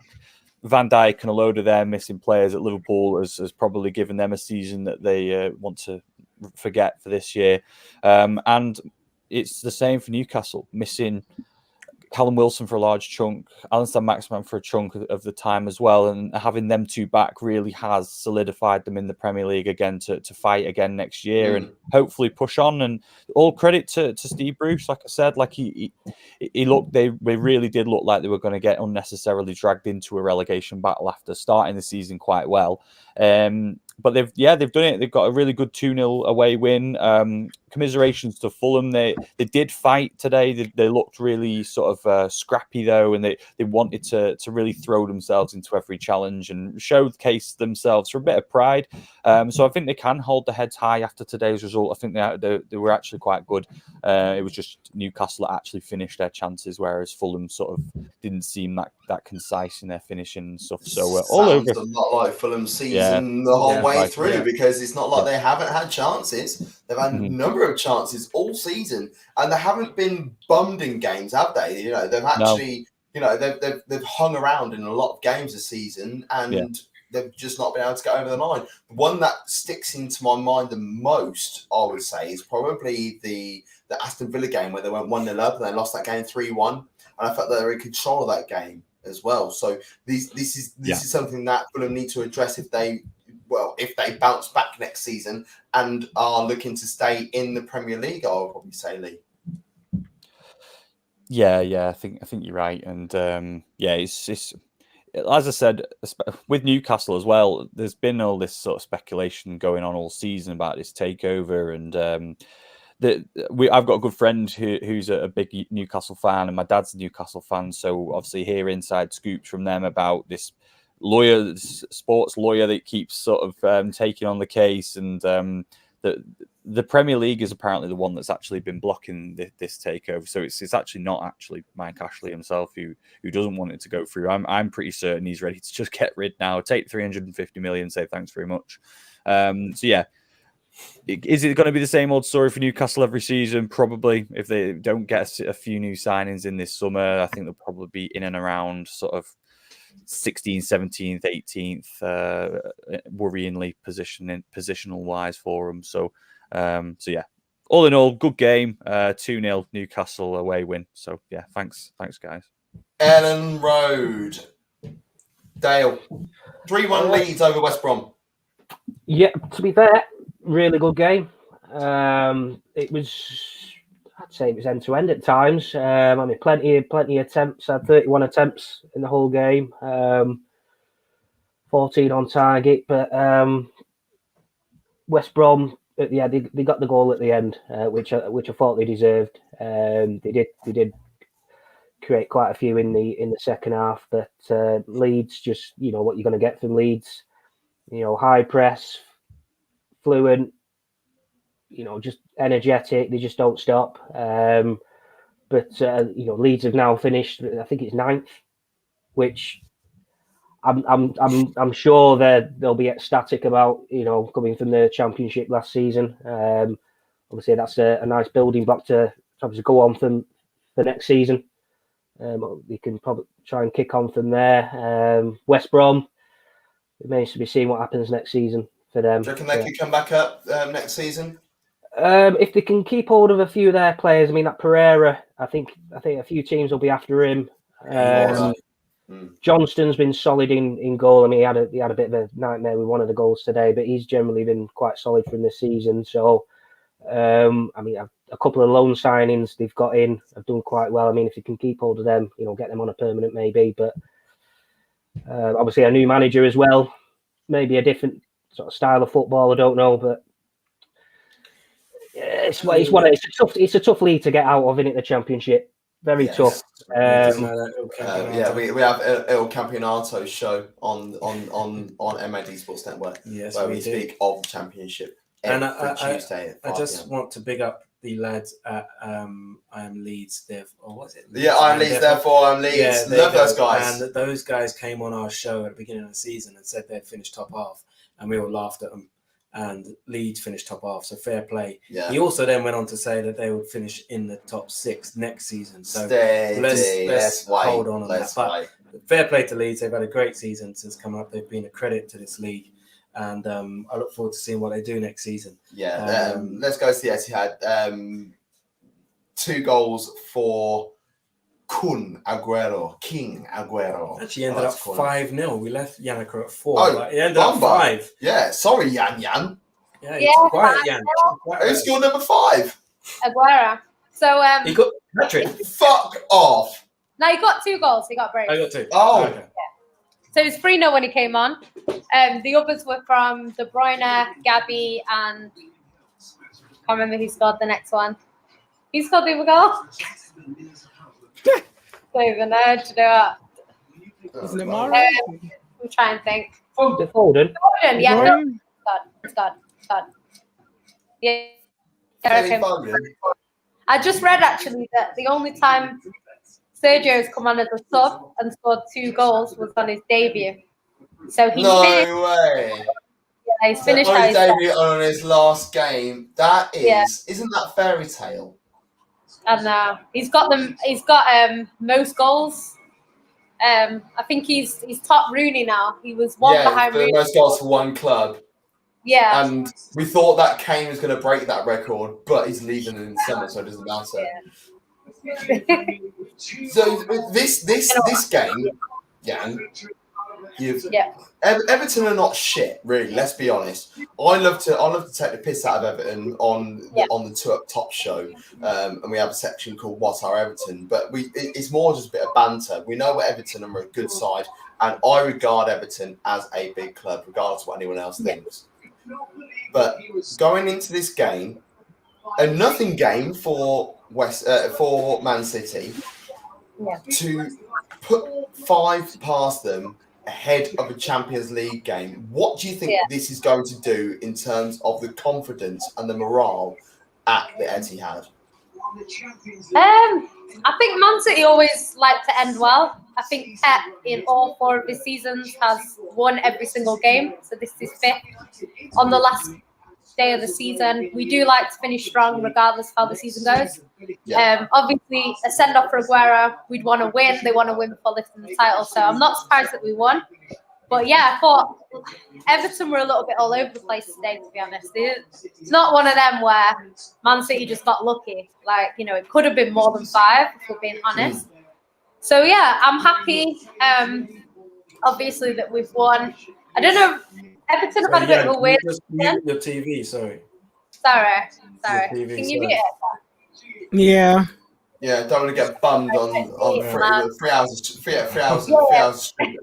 get pulled off. No, sorry. So yeah, it's been one of them where it's been a weird season for Everton because the games that you expect them to win, they haven't been winning, and then other games that you think they wouldn't win, they've been winning. It's been a bit of a weird season for them. But yeah, I just don't think they've been good enough. Like, there was no real fight today to get in that Europa Conference League or whatever they could have qualified for. There was no real fight for it. So I don't really understand what they're doing. But from a City perspective, I think a final is a final. All form goes out the window. All previous results don't matter. So yeah, I think Man City in finals have a very good record. Pep in finals has a very good record. Yeah. But, you know, anything can happen in a final, and the referee doesn't like Man City, so we're not going to get anything. So Man City just have to turn up and play well, and then we've got a chance. But I think with Chelsea, I can never predict the scoreline before a Chelsea game. It can literally be anything. So I don't know. Let's hope that we turn up for this final. We usually do. The last time we didn't turn up for a final was 2013. And I think when we beat you? I won money that day. I won cash. What about when we beat Wigan were 10-1 that day, Yan. Wigan were 10-1 to win that day, and I made some super cash because I was on a night out. I was on a night out in Essex, and I thought, do you know what? Fuck it. I want some money on Wigan. Yeah. You know? And I did. I had a wonderful night out, I'll tell you that much. But I, if I'm honest with you, I'm in Team City next week. I really am. Got a few of the boys coming around to my house. I'm going to make some patties, going to make some fried chicken. I'm going to have a good time going around doing that sort of thing there. So if you want to come to Northampton, Devo, you're more than welcome to. I'm just telling you that one right now. Chris, coming to you, son. You had 2 games that you're looking at. You're looking at Wolves versus Man United. You're looking at Arsenal versus Brighton. Good Arsenal. Let's focus more on the Wolves Man United game, because we know that you put out a second string, if you want to call it that, and then you also have a Europa League final coming this Wednesday. So, system-wise, was there much difference in the system that you played? I know the personnel was completely different, but do you feel that the system was similar to what you think you'd be playing? I'm hammered, so expect blunt honesty here. Lovely. Blunt honesty. I'll ask you the question. I'll ask you like a triple threat question, so I could run off and go for a piss. But now, I'm going to wait. I'll put it this way. Because of the weird world we're living in, and I'm getting married in 2 months, this is accidentally just turned into my stag do. So everyone, welcome to my stag do. Live. For the final day of the Premier League season. Thank you all for joining me to celebrate my upcoming nuptials. United and Wolves. the first half was where all the action started and began and ended. Basically, there wasn't really much to write home about the second half. I said it before about the other game with Brighton. It was almost as if all the players were on the beach already with the flip-flops and the towels out. Good to get a couple of runs out for the younger players. Obviously, Shoretiri came on, Hannibal came on. Ahmad, I thought, had a great game. Came off for Shoretiri rather, but I thought Ahmad had a great game again today. Alanga, good goal, took his goal really, really well. I'm really pleased for him that he got a goal on his second, I think his second full game for the first team, with his first being against Leicester a couple of weeks ago. It's just a good result. You know, Wolves, even with them playing the way they have this season, all the difficulties they've had this season, it's still a good result to go away to Molineux and get a win. So I'm pleased with that regard. With the Europa League final, I wouldn't be worried about Villarreal, but I am worried now that Harry Maguire's out. Harry Maguire is a very important player for us, and I know a lot of United fans and non-United fans alike like to slag him off. He's still key to us. He's one of our key players. He's played every single minute of every single Premier League game ever since he's been at the club. He's a stalwart. He's the captain. He's the mainstay, and it's going to make a big deal when he's out like he is at the moment, and I hope he can. I think he's got a late fitness test coming in a couple of days, so I hope he can play some part in the Europa League final and help us win that. Just not much else to say. It's just a good way to round off what has been a positive season for us to progress a little bit. I know Yan will probably say that they ran away with the Premier League title, City, but I like to think that United have progressed this season. We've at least made a little bit of a battle out of it. And anything compared to where we were last season, where we were fighting for a Champions League place, we secured that very early on, which is good. So with that regard, I'm quite pleased where United are coming from. I feel like we need to mention Wolves a little bit. Obviously, Santo's final game for the club. Where he goes now, I don't know, but I've just seen on the TV and stuff, they've been giving him, sort of laps of honour and a guard of honour and stuff, but he deserves that. What a job he's done at Wolves. To take them from where they were in the Championship to win the Championship, to come up to the Premier League. They almost beat Sevilla. I mean, Raul Jimenez scores that penalty. That quarter-final against Sevilla is a completely different game. So they could have done even better than that than they did before. And it's just been a bit of a struggle with them this season, losing him and then losing Jota as well. That's a lot of firepower to lose up front. So fair play to Wolves. They give it a good crack this season. They've had a bit of a season off. And Sancho, I hope he gets a big job now because he deserves it. Yeah, I reckon he'll go to Spurs now. Jimenez, he had his horror injury against Arsenal. Arsenal won 2-0 against Brighton. I'm not going to say anything about that. I'm going to take it off screen, Chris. No offence. Yeah. But we don't really give a shit about the Arsenal. Nothing much to say. There was 4 games technically, 3 games being technically covered by us here at, I was going to say MAD HQ, but it's not really that because HQs are happening all over the places. Like there's a number of offices. Yeah, but I mean, the only important thing that happened was the Spurs thingy game. When it's I'm not even going to speak about West Ham. Fair play, West Ham. They're in Europa League. They deserve it. They had a brilliant victory. But the main thing was Leicester versus Spurs, and Spurs crushing Leicester's dreams of getting into the Champions League. And they were 2-1 down as well. Leicester were 2-1 up. And to be fair, justice was done because Vardy won that second penalty. It was not a penalty. And Davinson Sanchez got his own back. Schmeichel with an unfortunate own goal. He was the hero in the FA Cup. Villain today. And Harry Kane ends up with a golden boot. Good. So Harry Kane leads his third golden boot. There's not many players in Premier League history have 3 golden boots. Did I think Henry's got 3? I think Kane's part of a very small group, if I'm not mistaken. But yeah, Spurs win, and Spurs will play in the Conference League next season. They will. Fair play to them because they're going to be playing Thursday nights, which is a great night to play football. We know this as Arsenal fans. I watched the Sheffield United versus Burnley game. Sheffield United won 1-0. Good goal. That is it. Let's be real. Look, we're gonna wrap up. If I'm honest, I'm gonna put this on big screen, and we will spread some love. So we are currently down in position 5, if you want to call it that. So I'm going to go to Chris. Over there. I'm going to pay her in. There you go. Chris, tell us who you are, who you represent, what you got coming up, and your channel.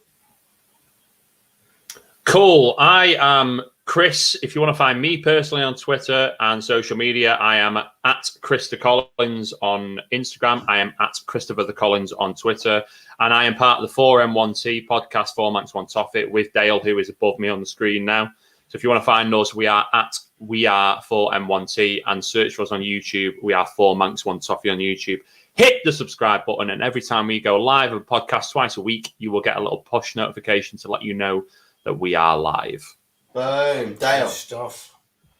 Yeah, let's say part of the 4M1T lads with Chris. Lee was here, just had to jump off. But yeah, we go live with a new routine now. Is it Monday and Wednesdays, Chris? I believe. It is indeed. We'll be on there tomorrow and Wednesday. I'm sure we'll mention all the final games and the goings on, and look forward to obviously the Euros coming up and sort of transfers over the summer, and obviously look forward to another belting season next season. Jay, catch me at the Football Dugout. My social for Twitter is there. It's all Mad J. There's so much things that's in the works in the background. Whether they'll happen, hopefully they'll happen. But yeah, that's where you can find me, and you can also find Devo there. Yeah, we're working on it. And Gav. And Yan. And Gav. And Yan. And Gav. So the Amateur Football Channel, you can find me on Instagram, YouTube. So I kind of document grassroots football, Sunday League football, vets football. I've got some interviews coming.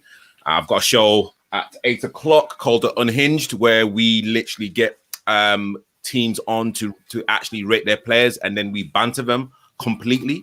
And you know what? That's hey, a like, very I good just, idea. you know, literally, I just kind of love grassroots football. You know, again, that's the kind of level that I've played at. And again, I think what it is, more experience that you become, you actually realize that football at grassroots level is literally a community. You literally bump into players that you used to want to kick absolute crap out of, and then you think, oh, you know what? Hi, like, how you doing? Oh, you're still playing, and then everyone has a story. Coaches, managers, players. So yeah, that's literally what I do. So yeah, so find me on Instagram, YouTube, Twitter. Hey, that's me. Good man. Winner. Yan City. Championes. Yeah, you can find me at Sarcasm City on YouTube, or Yan City ENT, or on Twitter at Yan City. And that's it, really. I'm around other people's channels.